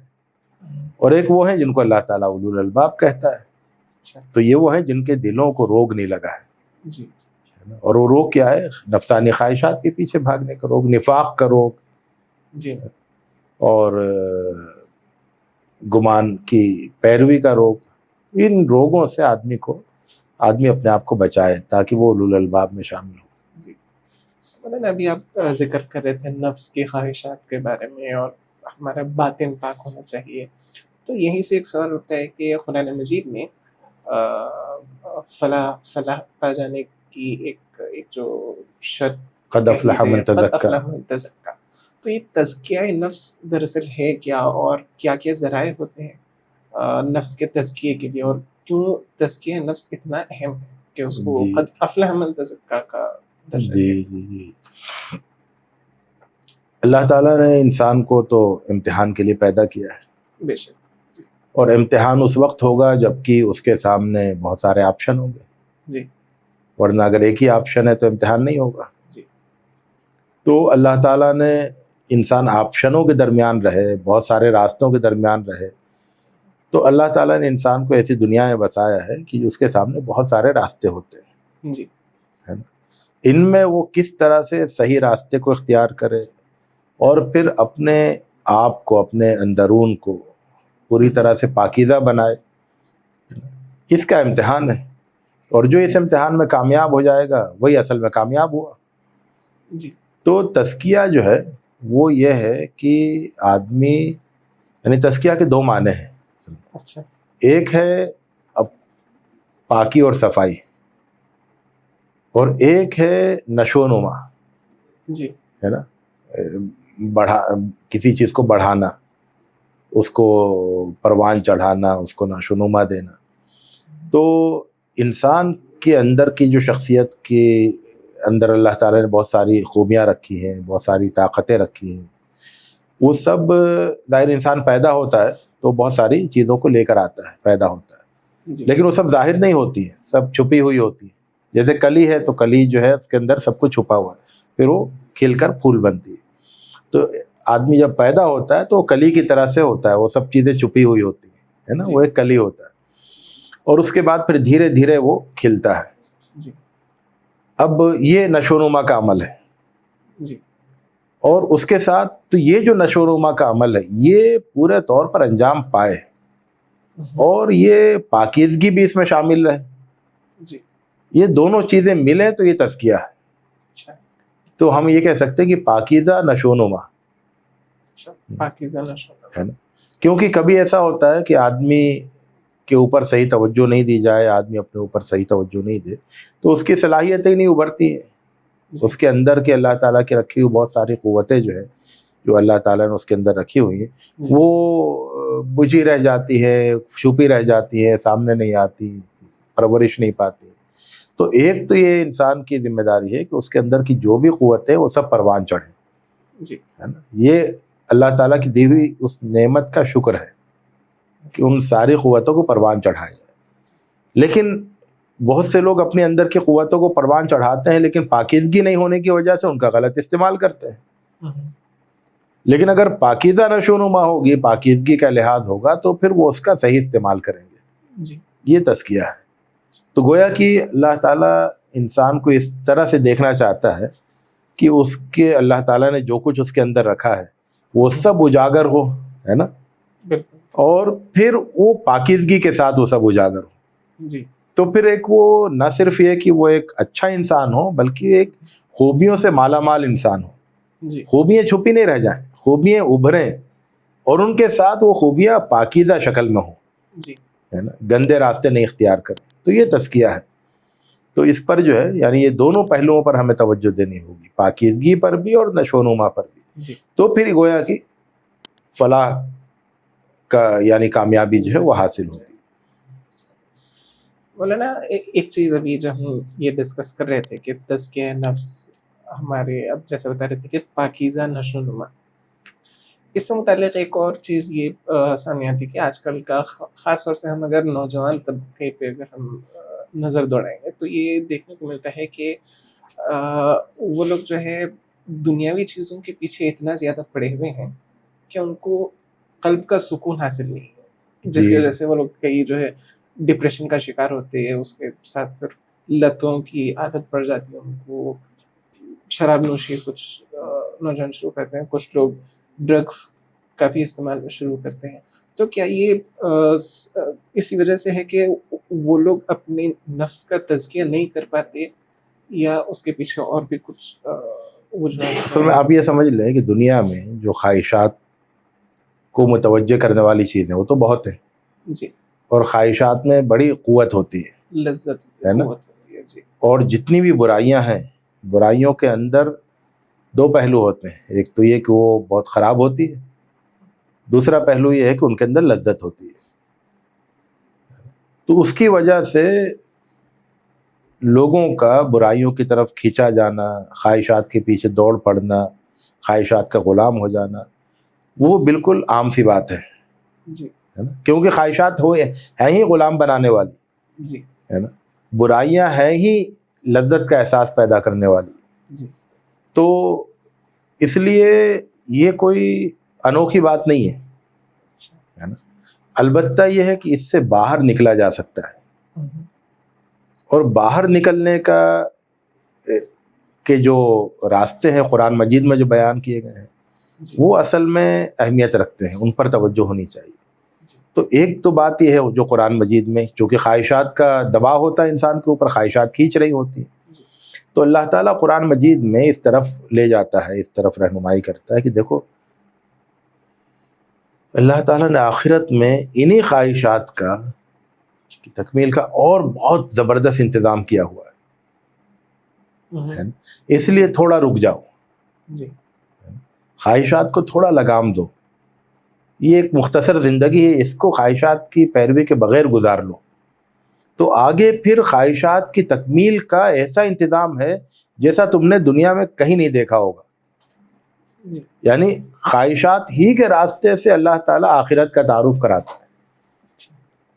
جی جی جب اللہ تعالیٰ یہ کہتا ہے وَلَكُمْ فِيهَا مَا تَشْتَهِي أَنفُسُكُمْ، جی کہ جو تمہاری خواہشات ہوں گی، جو تمہاری اشتہا ہوگی، ہے نا، وہ سب وہاں پر ملے گا. اس کا مطلب یہ ہوا کہ دیکھو ابھی تم امتحان میں ہو اور یہ بہت سی خواہشات تمہارے امتحان کو خراب کرنے پہ تلی ہوئی ہے، اور اس خواہشات کی طرف تم کھینچ بھی رہے ہو کیونکہ تمہارے اندر یہ میلان ظاہر ہے کہ ایک فطری میلان ہے خواہشات کی طرف کھینچنے کا. جی لیکن یہ امتحان کی وجہ سے آگے خواہشات کی تکمیل کا بہت ہی اعلیٰ درجے کا، یعنی وہاں پر یہاں تو ہر خواہش کو پورا نہیں کر سکتے ہو. یعنی اگر انسان اس حقیقت کو سمجھ لے کہ دنیا میں خواہشات کی پیروی کرنے کے باوجود خواہشات پوری نہیں ہوتی، جی دنیا میں خواہشات کی پیروی کرنے کے باوجود خواہشات پوری نہیں ہوتی، اور آخرت میں خواہشات پوری ہو جائیں گی. جی تو پھر یہ جو جہاں خواہشات ادھوری رہ جاتی ہیں، ناکام ہو جاتی ہیں، پوری نہیں ہوتی ہیں، تو ان سے آگے بڑھ جائے آدمی اور اس سے دنیا کا اس جہان کی تیاری کرے، اس جنت کی تیاری کرے جہاں پر کہ خواہشات کی تکمیل کا پورا پورا انتظام ہوگا، ہر خواہش پوری ہو جائے گی. تو اگر معاملہ خواہشات کا ہے تو خواہشات کے لیے پھر آگے بڑھو اور اچھی ڈیل کرو، ہے نا. تو ایک معاملہ، ایک بات تو یہ ہے کہ نوجوانوں کو یہ بتانا چاہیے، ہے نا، ان کے سامنے قرآن مجید کی تعلیم کو اس طرح لانا چاہیے کہ بھئی دیکھو یہاں کی خواہشات کے پیچھے بھاگو گے تو ناکام رہو گے، آخر میں ناکامی حصے میں آئے گی، اسی دنیا میں ناکامی حصے میں آئے گی. تم خود یہ کہو گے کہ ہزاروں خواہشیں ایسی کہ ہر خواہش پہ دم نکلے، بہت نکلے میرے ارمان لیکن پھر بھی کم نکلے. تو یہ ہر انسان کی کہانی ہے. یہاں تک کہ جو لوگ مطلب بلیونیر ہیں، یعنی کروڑ پتی ہیں، ارب پتی ہیں، ان کی اب یہی کہانی ہے کہ ان کی خواہشات نہیں پوری ہو رہی ہیں، خواہشات کے پیچھے بھاگ رہے ہیں لیکن خواہشات پوری نہیں ہو رہی ہیں، کیونکہ یہ دنیا خواہشات پوری کرنے کی جگہ نہیں ہے. یہاں صرف خواہشات کے پیچھے بھاگا جا سکتا ہے، خواہشات پوری نہیں کی جا سکتی. تو اس کے بجائے پھر قرآن مجید ایسی زندگی کا نقشہ تصور دیتا ہے جہاں پر کہ خواہشات پوری ہو جائیں گی. شرط یہ ہے کہ یہاں خواہشات کے پیچھے نہیں بھاگیں، ہے نا. تو ایک تو چیز یہ ہے. دوسری چیز یہ ہے کہ یہ جو دنیا کی جو ظاہری چمک دمک ہے نا، یہ چمک دمک آدمی کی آنکھوں کے لیے پردہ بن جاتی ہے، آدمی کی نگاہوں کے لیے پردہ بن جاتی ہے. پھر اس کو حقیقتیں نہیں نظر آ رہی ہوتی، وہ صرف یہ چمک دمک جو ہے اس کی آنکھوں کے سامنے کو اندھا کیے رہتی ہے. تو جو کائنات میں اللہ تعالیٰ کی ہر طرف نشانیاں ہیں جن کے ذریعے سے وہ اللہ تعالیٰ کو پہچان سکتا ہے، وہ سب دکھنا بند ہو جاتی ہیں. اتنی زیادہ دنیا کی چمک دمک جو ہے اس کی آنکھوں کو گویا کہ خیرہ کر دیتی ہے اور اندھا کر دیتی ہے کہ اس کو بڑی بڑی نشانیاں نظر نہیں آتی ہیں. روز صبح سورج نکل رہا ہے، روز اس کو ایک نئی زندگی مل رہی ہے نا. اور روز جو ہے سورج ڈوب رہا ہے، روز اندھیرا چھا رہا ہے، اور ہر طرف اللہ تعالیٰ کی شہنشاہیت کے، اللہ تعالیٰ کی قدرت کے جلوے ہیں، لیکن وہ سب کچھ نظر نہیں آتے ہے نا، کیونکہ یہ سب چکا چوند ہے. تو نوجوانوں کو بہت ہی دل سوزی کے ساتھ ان کے سامنے قرآن مجید کا یہ پہلو بھی رکھنا ہے کہ دیکھو ان ساری چیزوں سے تھوڑا سا باہر آ کر ذرا اللہ تعالیٰ کی ان بڑی نشانیوں پر غور کرو، ہے نا. تم دیکھو کہ یہ ساری دنیا کی جو چمک دمک ہے وہ تمہیں سپر مین تو نہیں بناتی ہے، تم تو اتنے ہی کمزور اور بے بس انسان ہو، تمہاری بے بسی کو دور نہیں کرتی ہے نا. تو پھر تم اس کے پیچھے کیا بھاگ رہے ہو؟ مطلب یہ کہ آپ کسی بہت ہی بھاری بھرکم گاڑی میں بیٹھ کر بھی اتنے ہی بے بس انسان رہتے ہیں جتنے تھے، اسی طرح سے دن بدن موت کی طرف بڑھ رہے ہوتے ہیں، ہے نا. آپ کا بہت شاندار محل، بہت شاندار بنگلہ، اور آپ کی روز مرہ کی بہت انجوائمنٹ کی، انٹرٹینمنٹ کی جو ایکٹیویٹیز ہیں، وہ سب آپ کی زندگی کو موت سے نہیں بچا رہی ہیں. آپ تو روز یعنی ہر سانس جو ہے وہ انسان کو موت کی طرف لے کے جا رہی ہے نا. روز وہ کچھ نہ کچھ گھٹ رہا ہے، کچھ نہ کچھ کم ہو رہا ہے، کچھ نہ کچھ گھل رہا ہے نا. تو یہ تو ایک حقیقت ہے نا. تو اتنی بڑی بڑی حقیقتیں ہیں جو انسان کو نظر نہیں آتی، اور وہ دنیا کی چمک دمک میں گم رہتا ہے. تو یہ تزکیے کے لیے یہ دو بڑے چیلنج ہیں. ایک تو دنیا کی چمک دمک جو اس کو معرفت سے محروم کر دیتی ہے، حقیقتیں نظر نہیں آتی، اور دوسری چیز خواہشات کا زور، خواہشات کا شور ہے نا، ان کا دباؤ جو اس کو جو اس کے اپنے زندگی کا فرض ہے، جو اس کا امتحان ہے، امتحان سے غافل کر دیتے ہیں. تو دونوں کا جو علاج قرآن مجید میں بیان کیا گیا اور بہت وضاحت کے ساتھ بیان کیا گیا کہ آدمی دنیا کی چکا جون سے باہر نکل کر اپنے اوپر و کائنات پہ غور کرے تاکہ وہ حقیقت کی دنیا میں آئے اور معرفت اس کو حاصل ہو. اور دوسری چیز یہ ہے کہ وہ دنیا کو ایک امتحان گاہ سمجھے اور یہ دیکھے کہ یہاں کی خواہشات پوری نہیں ہو رہی ہیں، ہے نا. یہ خواہشات میں ناکام ہو جانے کی زندگی ہے، اور آخرت میں اس کے لیے سارا انتظام ہے خواہشات کو پورا کرنے کا. تو اگر اس طرح سے آدمی تھوڑا سا اپنے بات ساری جو ہے وہ آپ کے پرسیپشن کی ہے نا، نقطہ نظر کی ہے. تو اگر آپ صحیح نظر سے دیکھنے لگیں گے تو آپ ان ساری چیزوں سے باہر جائیں گے. یعنی اگر کسی کو جنت کا خیال واقعی ایک بار آ جائے تو وہ بڑے بڑے محلوں سے گزر جائے گا بغیر ان کی طرف نظر اٹھائے ہوئے، ہے نا. اس کے سامنے سے بے پناہ خوبصورت عورتیں گزریں گی، اس کے دل پر کچھ نہیں گزرے گی، کیونکہ اس کے دل میں جنت کا خیال آ گیا. اب یہ سب اس کے لیے بے معنی ہے، غیر بالکل معمولی چیزیں ہیں، ہے نا. اور جب تک وہ خیال نہیں آئے گا، اس سے غافل ہوگا، تو یہ ساری چیزیں ان کے پیچھے بھاگتا رہے گا. لیکن یہ سب ملیں گی نہیں بھاگنے سے، ان کے پیچھے بھاگنے سے وہ سب ملیں گی نہیں، اور ملنے پر بھی کچھ ملے گا نہیں. ایک ادھورے پن اور ایک تشنگی کے سوا کچھ نہیں ہوگا. بہت اچھی طرح سے آپ سمجھ کرے کہ دنیا میں خواہشات کے پیچھے بھاگ سکتے ہیں لیکن خواہشات پوری نہیں کر سکتے. بالکل نہیں پوری کر سکتے. صحیح بات. اس معاملے میں مالدار ترین آدمی اور غریب ترین آدمی جی دونوں برابر ہیں اچھا کہ دونوں اس دنیا سے پیاسے ہی جاتے ہیں. بالکل صحیح. کوئی سیر ہو کر نہیں جاتا نہیں کہ میری پیاس بجھ گئی, جی. اب مجھے مزید کچھ نہیں چاہیے. مولانا ایک اور یہ ڈپریشن وغیرہ سے متعلق ایک اور چیز, یہ ایک ذہن میں ایک سوال پیدا ہوتا ہے کہ قرآن مجید سارے انسانی کے لیے شفا ہے. تو یہ جو قرآن مجید میں خود اس بات کا اشارہ ہے, تو یہ قرآن مجید کس سینس میں شفا ہے؟ کیا وہ دلوں کی بیماریوں کے لیے شفا ہے؟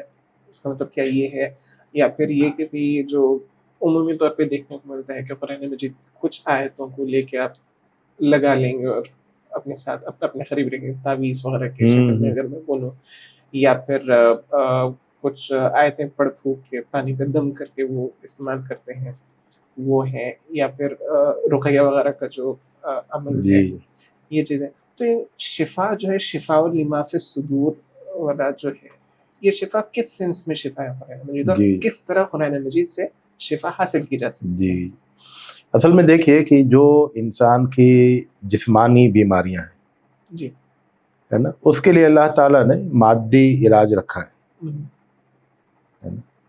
کہا جاتا ہے کہ ہر مرض کی دوا موجود ہے نا. تو جو جسمانی امراض ہیں ان کا علاج انسانوں کے پاس موجود ہے, اور انسانوں کو تلاش کرنا ہے. انسان جتنا تلاش کرتے ہیں اتنا ہی ان کو علاج تک رسائی حاصل ہوتی ہے. تو انسان دوائیں بناتا ہے اور دوائیں جو استعمال کرتا ہے, تجربہ کرتا ہے اور کامیاب ہوتا ہے, فائدہ ہوتا ہے. جی. تو بہت سی دواؤں میں اللہ تعالیٰ, یعنی بہت سی دواؤں تک انسانوں کی رسائی ہوئی ہے. جی. اور یہ ایک مسلسل ایک سفر جاری ہے. بیماریاں نکلتی ہیں, دوائیں ایجاد ہوتی ہیں, دواؤں تک انسان پہنچتا ہے اور دواؤں سے فائدہ اٹھاتا ہے. لیکن جو باطن کی بیماریاں ہیں, دل کو لگنے والے روگ ہیں, جی, ان کا علاج کہاں ہوگا؟ کیونکہ یہ جو مادی ساری چیزیں ہیں وہ تو ان کا علاج نہیں کر سکتی ہیں, ہے نا. تو ان کا علاج جو ہے وہ قرآن مجید میں موجود ہے, ہے نا. کہ جو قلب کے امراض ہیں, انسان کے باطن کے امراض ہیں, کہ مثال کے طور پر انسان کے اندر ایک حسد کی بیماری پیدا ہوتی ہے, جی, ہے نا. حسد کی بیماری سے کیا ہوتا ہے؟ نہیں کی جا سکتی. اب حسد کی بیماری سے کیا ہوتا ہے کہ انسان جو ہے وہ دوسروں کی ایک ایک چیز دیکھ کر اندر سے جلتا ہے, جی, اور جتنا زیادہ جلتا ہے اتنا ہی زیادہ جو ہے وہ ظاہر ہے کہ لوگ کہتے ہیں کہ حسد جو ہے وہ آگ ہے جو دوسروں کو دیکھ کر یعنی دوسروں کی وجہ سے بھڑکتی ہے اور آدمی کو خود جلاتی ہے نا. تو آدمی کو خود جلانے والی آگ ہے جو اس کے اندر ہے. جتنا زیادہ وہ دوسروں کی دولتوں کو دیکھتا ہے, دوسروں کی چیزوں کو دیکھتا ہے, کامیابیوں کو دیکھتا ہے, اتنا ہی زیادہ جو ہے اندر اندر جلتا ہے. اب اس حسد کی اس بیماری کا علاج کیا ہے؟ کیونکہ حسد کی بیماری کا نقصان خود حسد کرنے والے کو پہنچتا ہے سب سے زیادہ. جی, وہ مسلسل زندگی بھر جو ہے ایک عذاب میں گرفتار رہتا ہے. قرآن مجید جو ہے اس حسد کی بیماری کو بالکل اس سے پاک کر دیتا ہے. وہ کس طرح سے؟ وہ اس طرح سے کہ جب قرآن مجید یہ بتاتا ہے کہ والآخرۃ خیر وابقیٰ, بھئی یہ سب جو دنیا میں تم دیکھ رہے ہو کہ اس کا اتنا بڑا بنگلہ ہے, اس کی اتنی بڑی بلڈنگ ہے, اس کے بچے جو ہیں اس طرح سے رہ رہے ہیں, اور اس کی اتنی بڑی گاڑی ہے, یہ سب چیزیں, اور دیکھ کے آدمی جل رہا ہے حسد کی آگ میں. جی, کیوں؟ کیونکہ وہ اس دنیا کو بہت زیادہ سمجھتا ہے نا. جی, اسی دنیا کو سب کچھ سمجھ رہا ہوتا ہے. لیکن جب والآخرۃ خیر وابقیٰ وہ پڑھتا ہے قرآن مجید میں کہ آخرت بہتر چیز ہے, خیر تو سارا آخرت میں, اور بقا آخرت کے لیے, اور آخرت کے لیے آخرت کے خیر اور بقا کو حاصل کرنا, یعنی جنت کو حاصل کرنا اس کے لیے ممکن ہے. جی, ہے نا. وہ جنت کو حاصل کرنے کی ساری کوششیں اس دنیا میں کر سکتا ہے. اس کے پاس گاڑی نہیں ہے, اس کے پاس بڑا سا گھر نہیں ہے, اس کے پاس پیسے نہیں ہیں, لیکن وہ جنت کو حاصل کرنے کی کوشش کر سکتا ہے. تو پھر وہ کیا کرے گا کہ وہ کہے گا پھر میں حسد کی آگ میں کیوں جلوں, میں اپنے لیے جنت کے محلوں کا انتظام کروں گا, جنت کی حوروں کا انتظام کروں گا, جنت کے باغوں کا انتظام کروں گا, جنت کی نہروں کا انتظام کروں گا, وہ سب چیزوں کا انتظام میں یار کروں گا. میں حسد کی آگ میں کیوں جلوں, ہے نا؟ تو مجھے تو وہ سب مل سکتا ہے جو دیکھ کر میں یہاں جل رہا ہوں, اس سے زیادہ بہت زیادہ مجھے مل سکتا ہے. تو پھر وہ حسد کیوں کرے گا, ہے نا؟ آدمی ڈپریشن کا شکار ہوتا ہے, مایوسی کا شکار, کہ مجھے یہ نہیں ملا, مجھے یہ نہیں ملا, مجھے یہ نہیں ملا, جو میں چاہتا ہوں نہیں ملا, تو وہ مایوس ہو رہا ہوتا ہے. تو جب وہ قرآن مجید میں یہ دیکھتا ہے کہ وہ جو چیزیں وہ یعنی جن چیزوں کے نہیں ملنے پر اس کو اتنا زیادہ افسوس ہے, ان سے کہیں زیادہ شاندار چیزیں اس کو مل سکتی ہیں اور اس کا موقع بھی باقی ہے. بھئی یہ ملنے کا موقع تو نکل گیا ہاتھ سے. جی. ایک آدمی جو ہے اس کو شوق تھا کہ وہ فلاں امتحان میں بیٹھے گا اور اس کے بعد فلاں بڑا سرکاری افسر بنے گا, ہے نا, UPSC میں بیٹھ کر بڑا سرکاری افسر بنے گا اس کو کامیاب ہو کر, لیکن وہ ناکام ہو جاتا ہے, اس کی عمر نکل جاتی ہے. اب وہ مایوس ہے کہ اب تو میں وہ نہیں بن سکا جو میں نے خواب بنایا تھا. لیکن ٹھیک ہے, لیکن تم اس سے بہت بڑی چیز, اس سے بہت بڑی بادشاہت, ہے نا, ملکن کبیرہ, وہ تم کو حاصل ہو سکتی ہے اور اس کا پورا موقع تمہارے پاس ابھی موجود ہے, ہاتھ سے نکلا نہیں ہے. تو پھر وہ مایوس کیوں ہوگا, وہ ڈپریشن کا شکار کیوں ہوگا؟ تو قرآن مجید جو ہے نا وہ شفاء لما فی الصدور ہے, کہ دل کی ہر وہ بیماری, کیونکہ یہ جو دنیا کو جو ہے نا, یعنی دنیا میں زندگی کو جو تباہ کرنے والی, عذاب بنا دینے والی چیزیں ہوتی ہیں, وہ دل کی بیماریاں ہوتی ہیں. جسم کی بیماریوں کے ساتھ آدمی خوش رہ سکتا ہے نا. صحیح ہے. ایسے لوگ دیکھے ہیں کہ جن کو کینسر ہے جی, اور اس کے باوجود وہ بہت خوش ہیں, بہت خوش زندگی گزار رہے ہیں. جی. ایسے بھی لوگ دیکھیں جن کو اولاد کی نعمت حاصل نہیں ہوئی ہے, لیکن پھر بھی وہ بہت خوش زندگی گزار رہے ہیں, ہے نا. ایسے بھی لوگ دیکھے ہم نے جو TB کے مریض ہیں, جو دوسری بہت ساری بیماریوں میں گرفتار ہیں, لیکن بہت اطمینان کی زندگی گزار رہے ہیں, اچھی زندگی گزار رہے ہیں, ہے نا. لیکن اگر کسی کے دل میں بیماری ہے جی, تو پھر اس کی زندگی عذاب بن جاتی ہے. تو چاہے وہ احساس کمتری ہو, چاہے احساس برتری ہو, تو قرآن جو ہے وہ اصل جو امراض ہیں انسان کے, پہلے تو یہ بتاتا ہے کہ تمہارے اصل امراض ہیں کیا. تم جن امراض کی دوائیں تلاش کرتے پھر رہے ہو, ہے نا, اور جن کے علاج میں صبح شام لگے ہوئے, وہ اصل امراض نہیں ہیں. ان کے ساتھ یہ زندگی گزاری جا سکتی ہے, لیکن جو اصل امراض ہیں پہلے قرآن مجید ان کی طرف متوجہ کرتا ہے, بتاتا ہے اصل امراض یہ ہے, پھر ان کا علاج بھی بتاتا ہے. تو اس لیے قرآن مجید شفاء لما فی الصدور ہے. اور یہ جو پہلو ہے نا, یہ موجودہ جو نئی نسل ہے اس کے سامنے بہت قوت کے ساتھ لانا چاہیے, بہت وضاحت کے ساتھ, ہے نا, کہ قرآن مجید کس طرح سے تمہاری اصلی بیماریوں کا علاج کرے گا. جی. اچھا مولانا, آپ کا علمی سفر پہ اگر ہم ایک نظر ڈالیں تو آپ ماشاء اللہ حدیث کا جو وہ ہے, دارالعلوم دیوبند سے بھی آپ نے سند حاصل کی ہے. حدیث سند تو حاصل نہیں کی ہے, لیکن تعلیم حاصل کی ہے, حدیث کی تعلیم. جی مولانا, اس سے اب اور پھر مدینہ منورہ میں بھی حدیث کی تعلیم حاصل کی. اچھا, اس سے پہلے جامعۃ الفلاح میں بھی حدیث کی کئی کتابیں پڑھی ہے. جی. تو مولانا ایک کچھ ٹرمینالوجیز ہیں جو آج کل نوجوانوں میں بہت عام ہیں. ایک ہے عشق نبی اور ایک ہے حب نبی. جی. تو ہم جب قرآن مجید کا بھی جو تھیم ہے اس میں ہم اگر دیکھیں گے تو اس میں نبی کریم صلی اللہ علیہ وسلم کی اتباع کرنے اور پیروی کرنے کا بھی اللہ تعالیٰ نے حکم دیا ہے, کیونکہ قرآن شریف کی ایک آیت ہے جس میں قل ان کنتم تحبون اللہ فاتبعونی یحببکم اللہ. تو اس میں اگر تم اللہ تعالیٰ کی پیروی کرنا چاہتے ہو تو میری اتباع کرو. اگر تم اللہ سے محبت کرتے ہو تو جی رسول کی اتباع کرو. رسول کی اتباع کرو. تو اس میں رسول کی اتباع کا کیا مطلب ہے, اور اس میں کس حد تک ہم کو جو ہے نبی کریم صلی اللہ علیہ وسلم سے محبت ہونی چاہیے. بے شک ہمارے والدین سے بھی اور سب چیزوں سے زیادہ محبت ہم کو نبی کریم صلی اللہ علیہ وسلم سے ہونی چاہیے. تو اس میں یہ جو عشق نبی ہے اور حب نبی ہے, اس میں کیا فرق ہے, اور ہم کس حد تک اس چیز میں جا سکتے ہیں؟ جی اصل میں دیکھیے ایک تو الفاظ کا معاملہ ہے، اچھا تو لفظوں کے الفاظ کے پیچوں میں الجھتے نہیں دانا. خواص کا مطلب ہے صدف سے جی کہ گوہر سے. تو ظاہر ہے کہ ہمیں تو گوہر چاہیے، صدف جی. نہیں چاہیے. تو اگر آپ عشق کا مطلب محبت سمجھتے ہیں تو ظاہر ہے کہ دونوں الفاظ ایک جیسے ہیں، عشق بھی محبت بھی. تو میرے نزدیک عشق اور محبت دونوں ہم معنی الفاظ ہیں. جی تو اس لیے کوئی فرق نہیں پڑتا کہ آپ عشق نبی کہیں یا حب نبی کہیں. جی یہ الفاظ کی جہاں تک بات ہے. جی اصل میں معاملہ تصور کا ہے نا، کہ اگر محبت کا کوئی ایسا تصور ہے جس میں اطاعت شامل نہیں ہے، صرف محبت جی ہے نا، تو محبت دیوانگی والی محبت، جی تو ظاہر ہے کہ دیوانے پن میں پھر اطاعت کیسے ہوگی.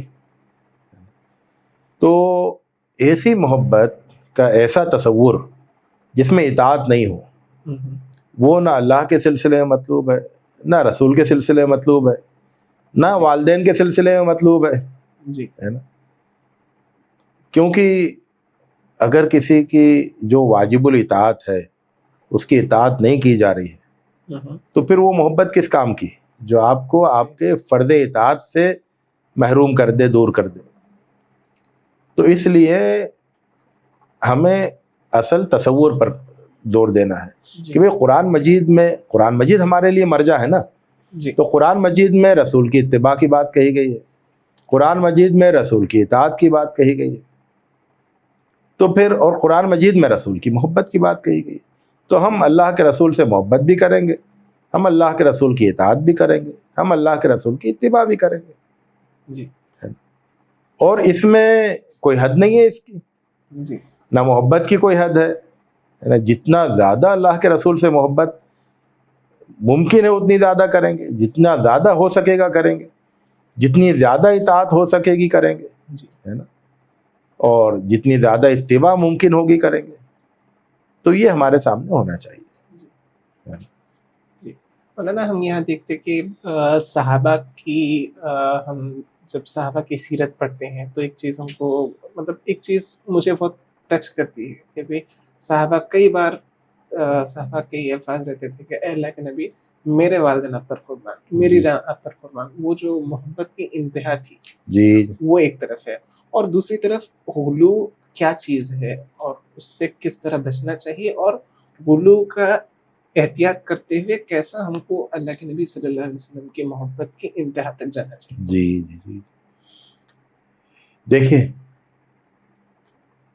غلو یہ ہے کہ اللہ کے رسول صلی اللہ علیہ وسلم اور اللہ تعالیٰ جی دونوں کے درمیان فرق نہیں کیا جائے، تو یہ غلو ہے نا.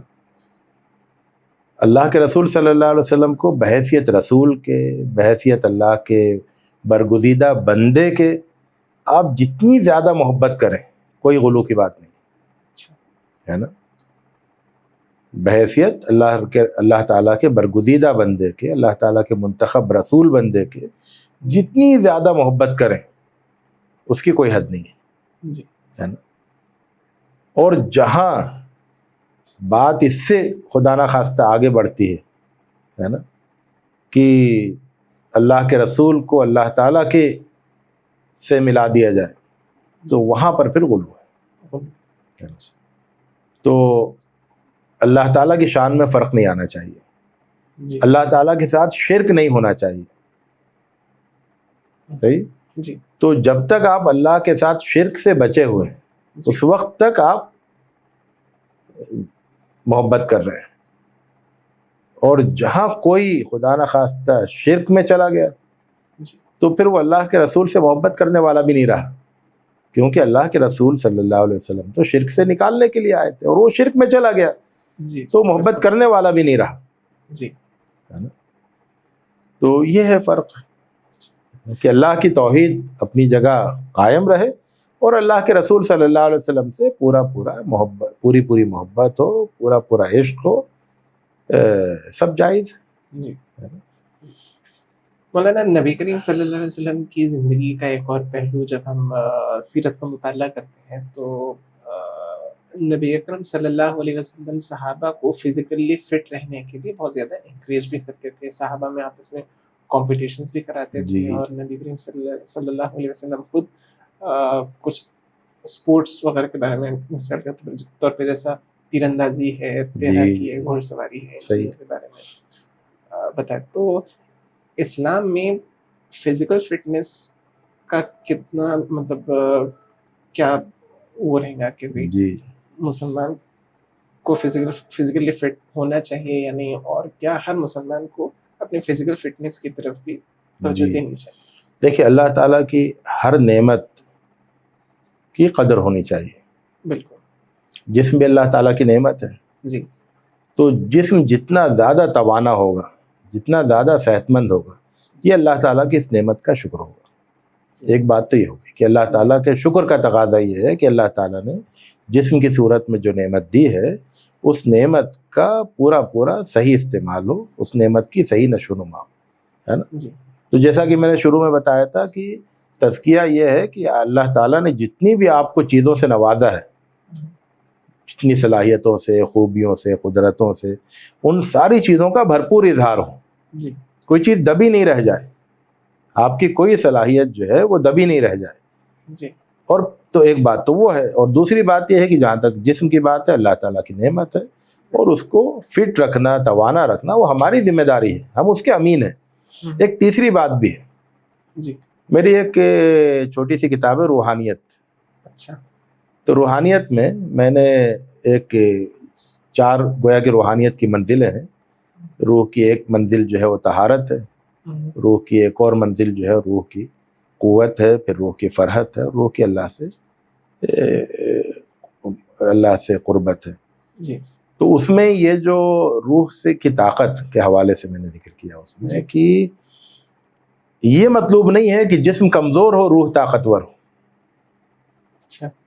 جسم کمزور ہو روح طاقت, یہ مطلوب نہیں ہے, بلکہ جسم طاقتور ہو اور اس پر روح کی حکمرانی ہو. اچھا. بالکل صحیح.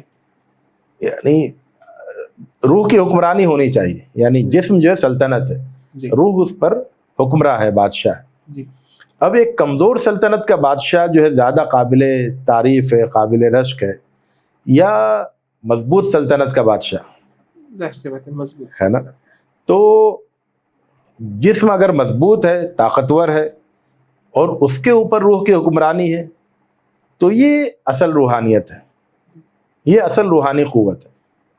تو جسم کو طاقتور کرنا ہے اور اس کے اوپر روح کو حکمراں بنانا ہے. جی. نہ کہ جسم کو کمزور کرنا ہے تاکہ جسم کمزور رہے اور روح کی اس پر قوت رہے. تو آپ یہ دیکھیں کہ اللہ تعالیٰ نے یعنی اسلام میں اس کے کس طرح سے انتظام, مثال کے طور پر روزہ ہے, تو روزے میں آپ صبح سے شام تک جو ہے بھوکے رہتے ہیں. جی. تو اس سے روح کو جسم پر حکمرانی حاصل ہوتی ہے کہ روح جسم کے اوپر حکمراں ہے. لیکن صبح سحری بھی آپ کھاتے ہیں جسم کو طاقتور رکھنے کے لیے, جی. شام میں افطار بھی آپ کرتے ہیں جسم کو طاقتور رکھنے کے لیے, اور پوری رات دی گئی ہے کھانے پینے کے لیے تاکہ جسم طاقتور رہے. جی. ہے نا. تو یہ جو روزہ ہے اس میں جسم کو طاقتور رکھ کر اس کے اوپر روح کی حکمرانی کا گویا کہ اس کی ریاضت کی جاتی ہے. جی. اور یہی مطلوب ہے نا کہ جسم کو خوب طاقتور بنائیے, جی. خوب صحت مند بنائیے, اس کی صحت کا پورا خیال رکھیے, لیکن جسم کی روح کے اوپر حکمرانی نہیں ہو, بلکہ روح کی جسم کے اوپر حکمرانی ہو. تقاضے روح کے پورے کرنے ہیں, جی. اور مضبوط جسم کو بنانا ہے. جسم جتنا مضبوط ہوگا اتنا ہی زیادہ آپ وہ جسم کے ذریعے سے آپ روح کے تقاضے پورے کر سکیں گے. جی. ہے نا. مثال کے طور پر ایک آدمی کمزور ہے تو زیادہ روزے نہیں رکھ سکتا, مضبوط ہے زیادہ روزے رکھے گا. جی. ایک آدمی کمزور ہے تو تہجد میں طویل نمازیں نہیں پڑھ سکتا, لیکن مضبوط ہے تو طویل نمازیں پڑھے گا.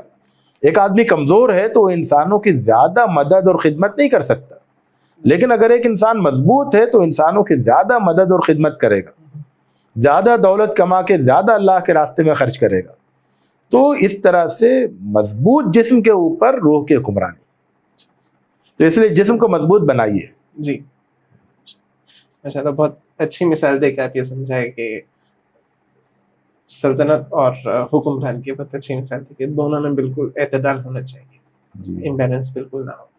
مولانا ایک چھوٹا سا پرسنل سوال آپ سے یہ ہے کہ آپ کا الحمدللہ آپ کی جسمانیت بہت اچھی ہے, بہت فٹ ہیں آپ, تو بظاہر آپ اسپورٹس کون سے اسپورٹس آپ کھیلتے ہیں اور اس میں سے آپ کا پسندیدہ کون سا ہے؟ تو تعلیمی زمانے میں تو فٹ بال زیادہ کھیلتے تھے, اچھا, مطلب فٹ بال سے عشق تھا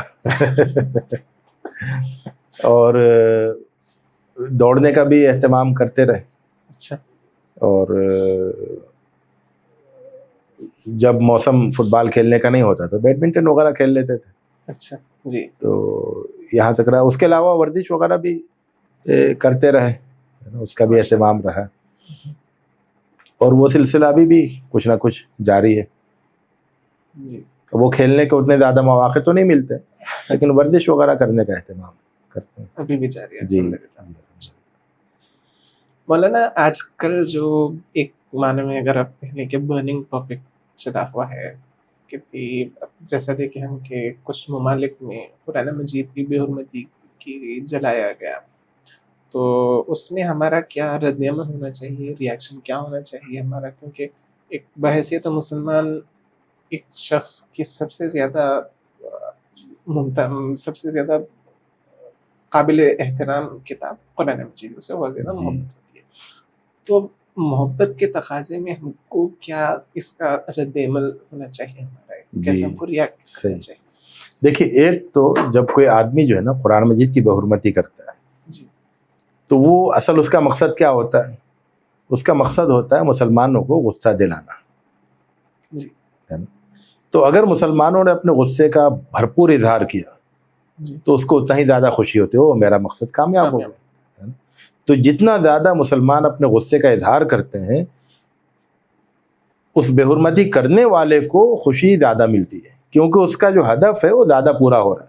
جی, اور ایک طرح سے ہم اس کے ایجنڈے کے مطابق چل رہے ہیں. اس نے جو نقشہ بنایا تھا کہ کل میں قرآن مجید کی بے حرمتی کروں گا, وہ خبر آئے گی میڈیا میں خود میڈیا میں خبر ڈالوں گا, میں خود اس کا ویڈیو بناؤں گا, میں خود اس ویڈیو کو جو ہے میڈیا میں ڈالوں گا. اس کے نتیجے میں مسلمان جو ہے پوری دنیا میں شور مچائیں گے, چلائیں گے, غصہ ہوں گے, غصے کا اظہار کریں گے, اور پھر وہ پورا اس کی جو اسٹوری ہوتی ہے اس کے مطابق جو ہے ہو رہا ہوتا ہے, تو اس کو خوشی ہوتی ہے کہ میں تو کامیاب ہو گیا. جی, تو ہمیں یہ سوچنا چاہیے کہ ہم اپنے غصے کا اظہار کس طرح سے کریں. غصے کا ایسا اظہار جو اس کے منصوبے کو ناکام بنا دے. تو مثال کے طور پر یہ ہے کہ وہ قرآن مجید کی بے حرمتی کرتا ہے, تو ہم اس کے رد عمل میں قرآن مجید کے پیغام کو پوری قوت کے ساتھ بہت سارے لوگوں تک پہنچائیں گے, قرآن مجید کی خوبیوں کو بڑے پیمانے پر ذکر کریں گے. یہ بھی تو ایک رد عمل ہے نا, لیکن یہ وہ رد عمل ہے کہ وہ اس کے بعد پھر پریشان ہو جائے گا, یہ میں نے کیا کیا, میں قرآن مجید کی بے حرمتی کر رہا تھا, تو قرآن مجید کا احترام بڑھتا جا رہا ہے. جی, ہے نا جی, یہ قرآن مجید کی ایسی خوبیاں بتا رہے ہیں کہ لوگ اور زیادہ احترام کر رہے ہیں قرآن مجید کا. جی, تو لیکن یہ کہ غصے میں ہم یہ بھول جاتے ہیں کہ ہمارا رد عمل ان کو فائدہ پہنچا رہا ہے, نقصان پہنچا رہا ہے. اور اگر رد عمل جو ہے وہ آگے بڑھ گیا اور ہم خدا نہ خواستہ توڑ پھوڑ کرنے لگے اور یہ سب چیزیں کرنے لگے, تو اس کے نتیجے میں کیا ہوتا ہے کہ اور زیادہ اس کو فائدہ ملتا ہے, اس کو فائدہ ہوتا ہے. وہ تو یہی سب چاہتا تھا نا, جی, کہ مسلمان پھر یہ کریں گے, اس سے مسلمانوں کی تصویر خراب ہوگی, اسلام کی تصویر خراب ہوگی, اور وہ مقصد حاصل ہو جاتا ہے. لیکن اگر اس کے مقابلے میں جو ہے وہ بہت ہی اسٹریٹجیکلی پلان کر کے کہ بھئی اس نے بے حرمتی کی ہے, ہم قرآن مجید کے احترام کو اور بڑے پیمانے پر جو ہے وہ عام کر دیں گے, ہے نا, تو یہ زیادہ اسٹریٹجیکلی جو ہے یہ زیادہ زبردست اور مؤثر رد عمل ہوگا. جی, لیکن اس کے لیے کیا ہے کہ وَمَا يُلَقَّاهَا إِلَّا الَّذِينَ صَبَرُوا وَمَا يُلَقَّاهَا إِلَّا ذُو حَظٍّ عَظِيمٍ. بہت صبر سے اور اپنے جذبات پر بہت کنٹرول کر کے کام کرنا پڑے گا. دیکھیے, جیت جو ہے وہ اسٹریٹجی کے ذریعے ہوتی ہے, جی, اور اسٹریٹجی جو ہے وہ جذبات کے میں سے بے قابو ہو کر نہیں بنتی, وہ جذبات کو کنٹرول میں کر کے بنتی ہے. جی, تو جذبات کو کنٹرول میں کر کے ایک ایسی اسٹریٹجی بنائی جائے جس سے اس کے کا منصوبہ ناکام ہو اور آپ ایک نئے منصوبے میں کامیابی حاصل کریں، اپنے منصوبے میں کامیابی حاصل کریں۔ مولانا ایک آخری سوال انشاءاللہ میں آپ سے کروں گا کہ ابھی جیسا بتائے کہ اس کا رد عمل ہم بھی اگر تشدد سے اگر اس کا رد عمل دیں گے، اس کو ریاکٹ کریں گے، تو اس کا جو اصل مقصد تھا یہ حرکت کرنے کا، اس میں وہ کامیاب ہو جائے گا اور اس میں ہماری ہار ہو جائے گی۔ اس کا سولوشن آپ یہ بتائیں کہ اس کا مقصد ناکام کرنے کے لیے آپ قرآن مجید کی تعلیمات کو، احکامات کو اور زیادہ عام کیجیے۔ تو اس میں جب بات یہ ہے دعوت دین کی، تو دعوت دین کی اسلام میں کیا اہمیت ہے؟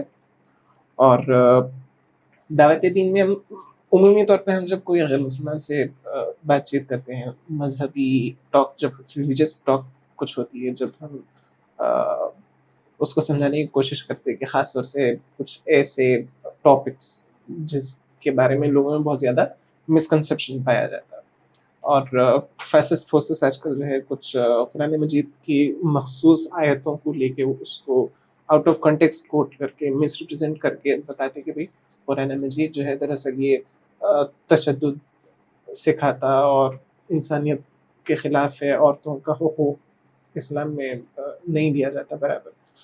تو سب سے پہلے تو یہ کہ دعوت دین کی اہمیت کیا ہے، اور ہم جب دعوت دینے لوگوں کو جاتے ہیں تو جو سورہ توبہ کی کچھ آیات ہیں جو آؤٹ آف کنٹیکسٹ کوٹ کرتے ہیں، اس کا کیسے جواب دیا جائے، اور عورتوں کے حقوق سے متعلق جو آیات ہیں اس کا کس طرح کو جواب دینا چاہیے؟ جی، تو یہ بہت اچھا سوال ہے اور بہت اہم ہے، اس وقت بہت اس کی ضرورت ہے۔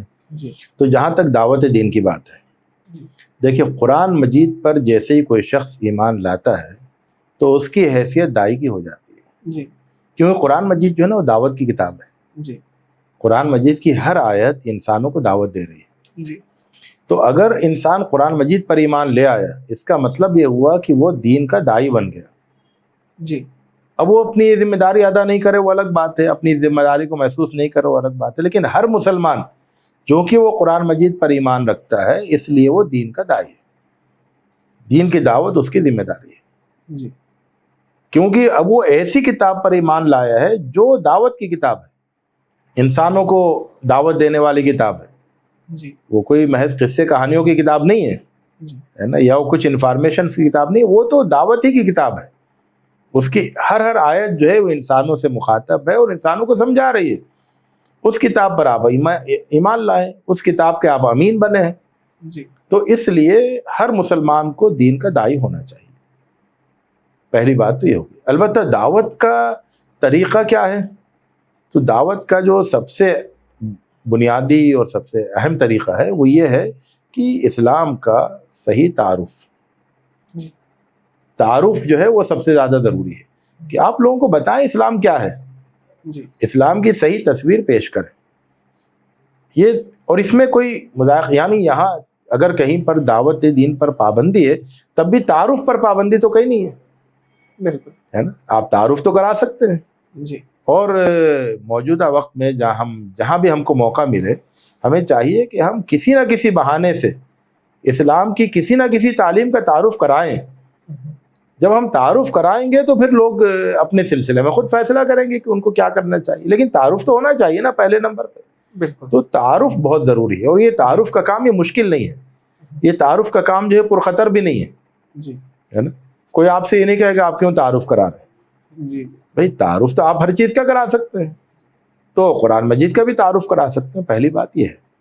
دوسری بات یہ ہے کہ کوشش دیکھیے کیا ہے کہ قرآن مجید کی خوبیوں کو آپ جتنا زیادہ پیش کریں گے، قرآن مجید کی خوبیوں کو جتنا زیادہ آپ پیش کریں گے اتنا ہی زیادہ آپ آسانی کے ساتھ قرآن مجید کا تعارف کرائیں گے۔ تو قرآن مجید کی خوبیوں کو پیش کرنے پر زیادہ توجہ دیں۔ تیسری بات یہ ہے کہ جن باتوں کو وہ پیش کر رہے ہیں، غلط فہمیوں کو پھیلا رہے ہیں، تو ان کو سب سے پہلے سمجھا جائے، ہے نا۔ خود ہمارا سمجھنا بہت ضروری ہے، بالکل۔ مثال کے طور پر 3 طلاق کے حوالے سے لوگ باتیں کر رہے تھے، پروپیگنڈا کر رہے تھے، تو 3 طلاق کو ہم سمجھیں کہ وہ 3 طلاق معاملہ کیا ہے۔ ابھی دیکھیے کہ وہ 72 حوروں کی بات آئی، جی ہے نا. تو اب 72 ہو رہے ہیں. تو مجھ سے انٹرویو لے رہے تھے کہ نیوز چینل والے. اچھا. تو انہوں نے ان سے کہا کہ یار یہ بتائیے کہ آپ کو حوروں پر اعتراض ہے, ان کے 72 ہونے پر اعتراض ہے, یا اصل اعتراض کیا ہے آپ کو؟ 72 ہونے میں کیا پریشانی ہے؟ جی ہے نا. تو اصل جو ایشو ہے وہ یہ ہے کہ 72 حوریں کس کو ملیں گی. تو حدیث یہ کہتی ہے کہ 72 حوریں شہید کو ملیں گی. تو شہید کون ہے یہ جاننا چاہیے. جی تو شہید وہ ہے جو کہ ظاہر ہے کہ وہ گویا کہ ظلم کو روکنے میں جو مارا جائے, ہے نا, ظلم کو مٹانے میں, ظلم کا سامنا کرنے میں, ظالموں کو روکنے میں جو مارا جائے گا وہ شہید ہوگا اللہ کے راستے میں. جی اللہ تعالیٰ نے اس دنیا میں ذمہ داری دی ہے کہ بھئی ظلم کو ختم کرو. جی اس کوشش میں جو مارا جائے گا وہ شہید ہے. جی تو شہید کی موت اور ایک دہشت گرد کی موت دونوں میں بہت بڑا فرق ہے نا. تو شہید جو ہے وہ تو ہر قوم کے لیے شہید کا مرتبہ بہت اونچا ہوتا ہے. شہید کو اگر 72 حوروں کا انعام دیا جائے تو ہم تو کہیں گے یہ بھی کم ہے, جی کیونکہ شہید کا مقام تو بہت اونچا ہوتا ہے. وہ تو بہت اونچے مقصد کے لیے جیتا ہے اور بہت اونچے مقصد کے لیے اپنی زندگی پیش کرتا ہے. لیکن جب آپ دہشت گرد اور شہید دونوں کو خلط ملط کر دیں گے, ہے نا, اور شہید کو دہشت گرد سمجھنے لگیں گے اور شہید کے لیے جس انعام کا وعدہ کیا گیا اس کو دہشت گرد کے لیے سمجھنے لگیں گے, تو پھر آپ غلط راستے پر, غلط نتیجے پر پہنچیں گے. تو اگر شہید کو 72 حوریں ملے یا 700 حوریں ملے, 7000 حوریں ملے, کیا پریشانی ہے؟ شہید کا مقام تو بہت اونچا ہے. لیکن یہ اچھی طرح وضاحت کرنی چاہیے کہ دیکھو دہشت گرد جو ہے وہ تو اسلام میں دہشت گردی تو بنا ہے, ہے نا, سخت اس کے سلسلے میں سخت وعیدیں آئی ہیں, ہے نا, اور اس کی سخت مذمتیں ہوئی ہیں. اور جہاد, ہے نا, اور جہاد کا بھی مطلب صحیح, جہاد اور آتک دہشت گردی دونوں میں فرق کرنا ضروری ہے. بالکل جی, ہے نا. تو جہاد کا بالکل صحیح مفہوم آنا چاہیے اور پھر شہادت کا صحیح مفہوم آنا چاہیے. تو یہ جب صحیح مفہوم لوگوں کو ہم بتائیں گے تو پھر ان کی بدگمانیاں دور ہوں گی. جی اسی طرح سے قرآن مجید میں جہاں دشمنوں کے سلسلے میں باتیں آئی ہیں کہ جو تمہارے دشمن ہیں, جو تمہارے جان کے پیچھے پڑے ہوئے ہیں, تمہیں بار بار گویا کہ تمہارے اوپر حملے کر رہے ہیں, تم معاہدے کرتے ہو معاہدے توڑ دیتے ہیں, ہے نا, جی تمہارے اوپر ظلم کر رہے ہیں, ان کو ایسا کرو تو وہ الگ بات ہے. جی اور عام انسانوں کے سلسلے میں جو بات کہی گئی وہ بالکل الگ ہے. تو قرآن مجید کا اصول تو یہ ہے کہ جو تم سے جنگ کریں ان سے تم جنگ کرو, قاتلوا الذین یقاتلونکم. جی تو یہ تو آفاقی اصول ہے, یونیورسل ہے, کہ اگر کوئی تمہارے اوپر حملہ کرتا ہے, تم سے جنگ کرتا ہے, تو تم تو مقابلہ کرو گے. اس کو کوئی بھی غلط نہیں کہہ سکتا ہے. لیکن یہ ہے کہ لوگ پرامن شہر ہے, پرامن بستی ہے, وہاں پر جا کے کوئی جنگ کا ماحول پیدا کرے اور لوگوں پر ہتھیار اٹھائے, تو وہ تو اس کی کہیں اجازت نہیں دے گی. بالکل جی. تو اس طرح سے جو صحیح سیاق و سباق ہے آیتوں کا, حدیثوں کا, اس کو ہمیں لوگوں کے سامنے پیش کرنا چاہیے, ہے نا. تو قرآن کی تعلیمات تو اتنی عمدہ ہیں, اتنی اعلیٰ ہیں. اس کا نام ہے قرآن مجید, بلندی کی کتاب, باعزت کتاب, قرآن, یعنی کتاب کریم, لقرآن کریم. تو قرآن تو بہت پیاری, بہت اونچی, بہت اعلیٰ درجے کی کتاب ہے. اس کی ہر تعلیم بہت اعلیٰ ہے. اور جب یہ اعلیٰ تعلیمات لوگوں کے سامنے پیش کی جائیں گی تو لوگ یقیناً قرآن مجید سے محبت کرنے لگیں گے. تو یہ ہماری ذمہ داری ہے کہ ہم قرآن مجید کی تعلیمات کو اس طرح سے پیش کریں, پورے وضاحت کے ساتھ پیش کریں, تاکہ لوگ اس سے محبت کرنے والے بنیں, نہ کہ نفرت کرنے والے. اور یہ اس وقت کا بہت ضروری کام ہے نا, کیونکہ اس وقت ہم یہ دیکھ رہے ہیں کہ نفرت کو بڑھایا جا رہا ہے, خاص طور سے اسلام اور مسلمانوں سے نفرت اور بدگمانی کو بڑھایا جا رہا ہے. اس لیے پورا مطلب بہت زیادہ بھرپور کوشش کرنے کی ضرورت ہے کہ یہ بدگمانیاں دور ہوں اور یہ نفرت جو ہے محبت میں تبدیل ہو. اور یہ ہوگا انشاءاللہ, اللہ تعالیٰ نے چاہا تو. اور اس کے لیے بھرپور محنت کی گئی تو اللہ تعالیٰ انشاءاللہ اس صورتحال کو تبدیل کرے گا اور دین کے لیے راہیں ہموار ہوں گی انشاءاللہ. مولانا آخری سوال آپ کی پرسنل لائف سے متعلق ہے کہ آپ کا کوئی ایسا انسٹنس بتائیے یا کوئی ایسا کچھ ایسا واقعہ جس میں قرآن مجید آپ کی ہدایت کیا. تو کوئی ایسا ایگزامپل جس میں قرآن شریف سے آپ کو مدد بھی، کوئی پریشانی میں تھے آپ، کسی مسئلے میں پھنسے ہوئے تھے، قرآن مجید سے آپ کو رہنمائی ملی اس سے. جی ایسا کوئی مثال آپ بتا سکتے ہیں؟ جی دیکھیے کیا ہے کہ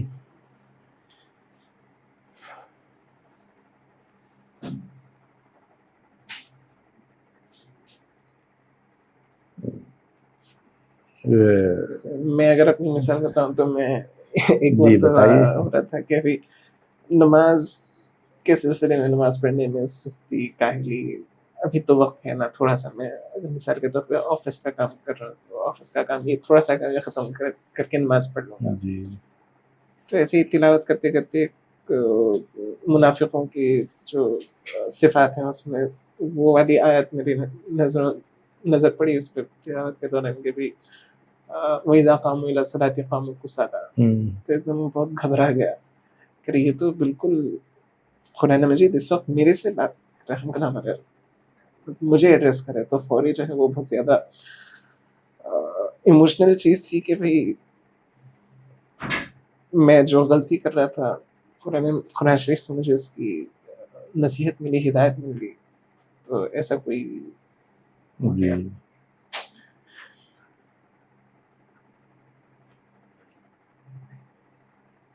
اصل میں وہ واقعات ہیں لیکن وہ بیان کرنا ان کا مناسب ہے یا نہیں، تو لیکن اپنے رویے کو درست کرنے میں مثال کے طور پر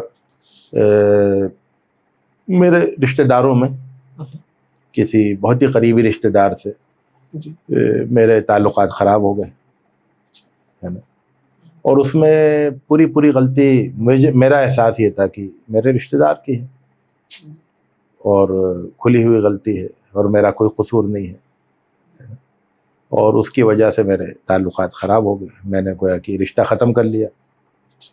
لیکن پھر قرآن مجید کو پڑھتے ہوئے جب معاف کرنے کی اور رشتوں کو جوڑنے کی جو آیتیں پڑھی تو خیال یہ ہوا کہ اس پر عمل کر کے دیکھتے ہیں. تو میں نے جا کے جو ہے اپنے رشتہ دار سے معافی مانگ لی اور معافی مانگتے ہی جو ہے وہ رشتہ جڑ گیا اور گویا کہ کچھ ہوا ہی نہیں تھا. اس کے نتیجے میں دل پر جو ایک بہت بڑا بوجھ تھا کہ گھر کے اندر رہتے ہوئے بہت ہی قریبی رشتہ دار سے میرے تعلقات خراب ہیں، جس کے اثر میرے بچوں پر بھی پڑ رہا ہے اور گھر کے ماحول پر بھی پڑ رہا ہے. تو وہ پوری گھر کا ماحول اچھا ہو گیا. یعنی ایک معافی مانگنے کے نتیجے میں رشتے بحال ہو گئے، گھر کا ماحول اچھا ہو گیا اور دل پر سے ایک بوجھ اتر گیا. تو پھر میں نے یہ نتیجہ نکالا کہ وہ ہم جب معافی مانگتے ہیں تو ہم نقصان میں نہیں رہتے ہے نا، اور جب ہم کسی کو معاف کرتے ہیں تو ہم نقصان میں نہیں رہتے. بظاہر ایسا لگتا ہے کہ ہماری عزت کم ہو جائے گی اور ہماری توہین ہو جائے گی، لیکن حقیقت میں ہم کامیاب ہو جاتے ہیں اور بہت اچھے نتیجے سامنے آتے ہیں. تو اس کا فائدہ ہوا الحمدللہ. بالکل مطلب یہ کہ بہت بڑا ایک کرائسس تھا ہمارے گویا کہ رشتہ داری کے، اس میں جو کرائسس بالکل ختم ہو گیا صرف ایک معاف کرنے اور معافی مانگ لینے سے. تو وہ چیز جو بالکل ناممکن لگتی تھی وہ بالکل بہت آسان ہو گئی. تو قرآن مجید کی رہنمائی تھی. جی ٹھیک ہے مولانا، انشاءاللہ ہم بالکل اختتام کی طرف پہنچتے ہیں. چلتے چلتے میں ایک چیز آپ کو بتاتا چلوں کہ ہم جس شہر میں شہر حیدرآباد، اس کا ایک اعزاز قرآن مجید کی خدمات میں ایک یہ ہے کہ حیدرآباد وہ شہر ہے جس میں قرآن مجید کا سب سے پہلا انگریزی ترجمہ کیا گیا. مرمڈک ٹکفال جو تھے وہ یہیں پہ آ کے ریسرچ کر رہے تھے اور اسی دوران ہمیں قرآن شریف کا انگلش ٹرانسلیشن لکھا. تو مولانا بالکل آخری بات انشاءاللہ کہ آپ حیدرآباد کے نوجوانوں کو آپ کی 3 نصیحتیں یا 3 نکات جو آپ حیدرآباد کے نوجوانوں کو دینا چاہ رہے ہیں. جی تو پہلی بات تو یہ ہے کہ مطلب آپ کا کوئی دن بغیر کسی ایک قابل ذکر نیکی کے نہیں گزرے. جی یعنی ہر دن جو ہے کوئی ایک نیکی کا کام ضرور کریں.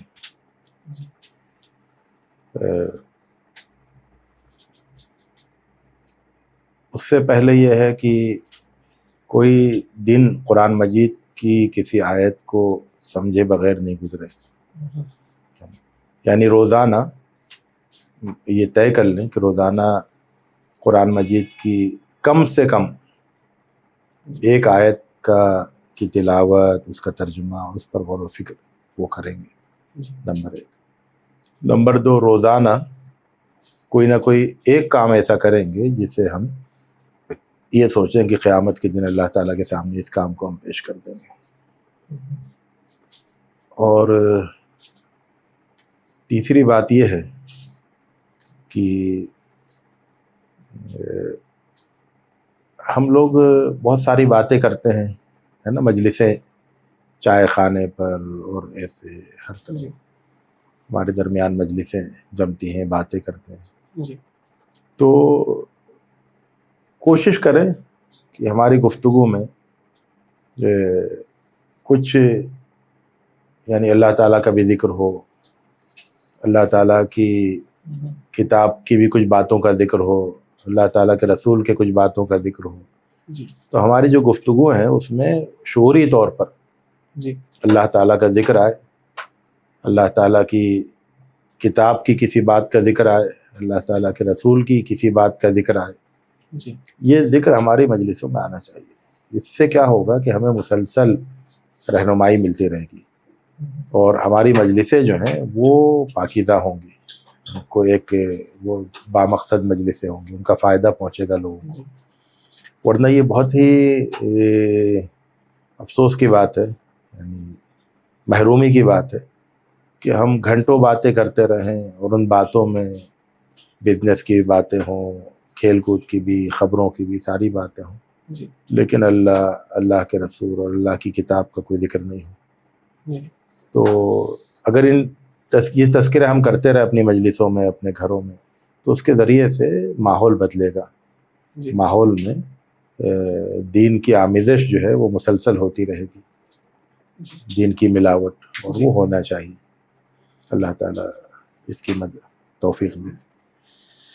جزاک اللہ خیرن کثیرا مولانا، بہت بہت شکریہ. ہم بہت زیادہ مشکور ہیں آپ کے کہ آپ اپنے اتنے ٹائٹ شیڈیول میں سے بھی وقت نکال کے اتنا زیادہ وقت ہمارے ساتھ دیے، اور الحمدللہ بہت اچھے سے آپ سمجھائے کہ قرآن مجید سے وہ محبت، وہ لگاؤ، وہ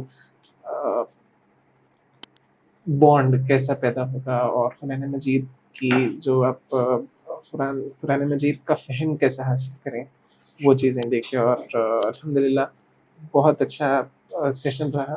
کئی چیزیں سیکھنے کو ملی آپ سے، اور کئی چیزوں کو ایک بالکل نئے پہلو سے دیکھنے کا، سمجھنے کا موقع ملا. الحمدللہ.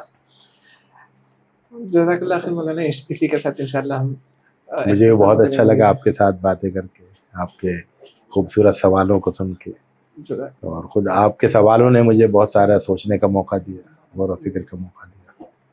بہت شکریہ.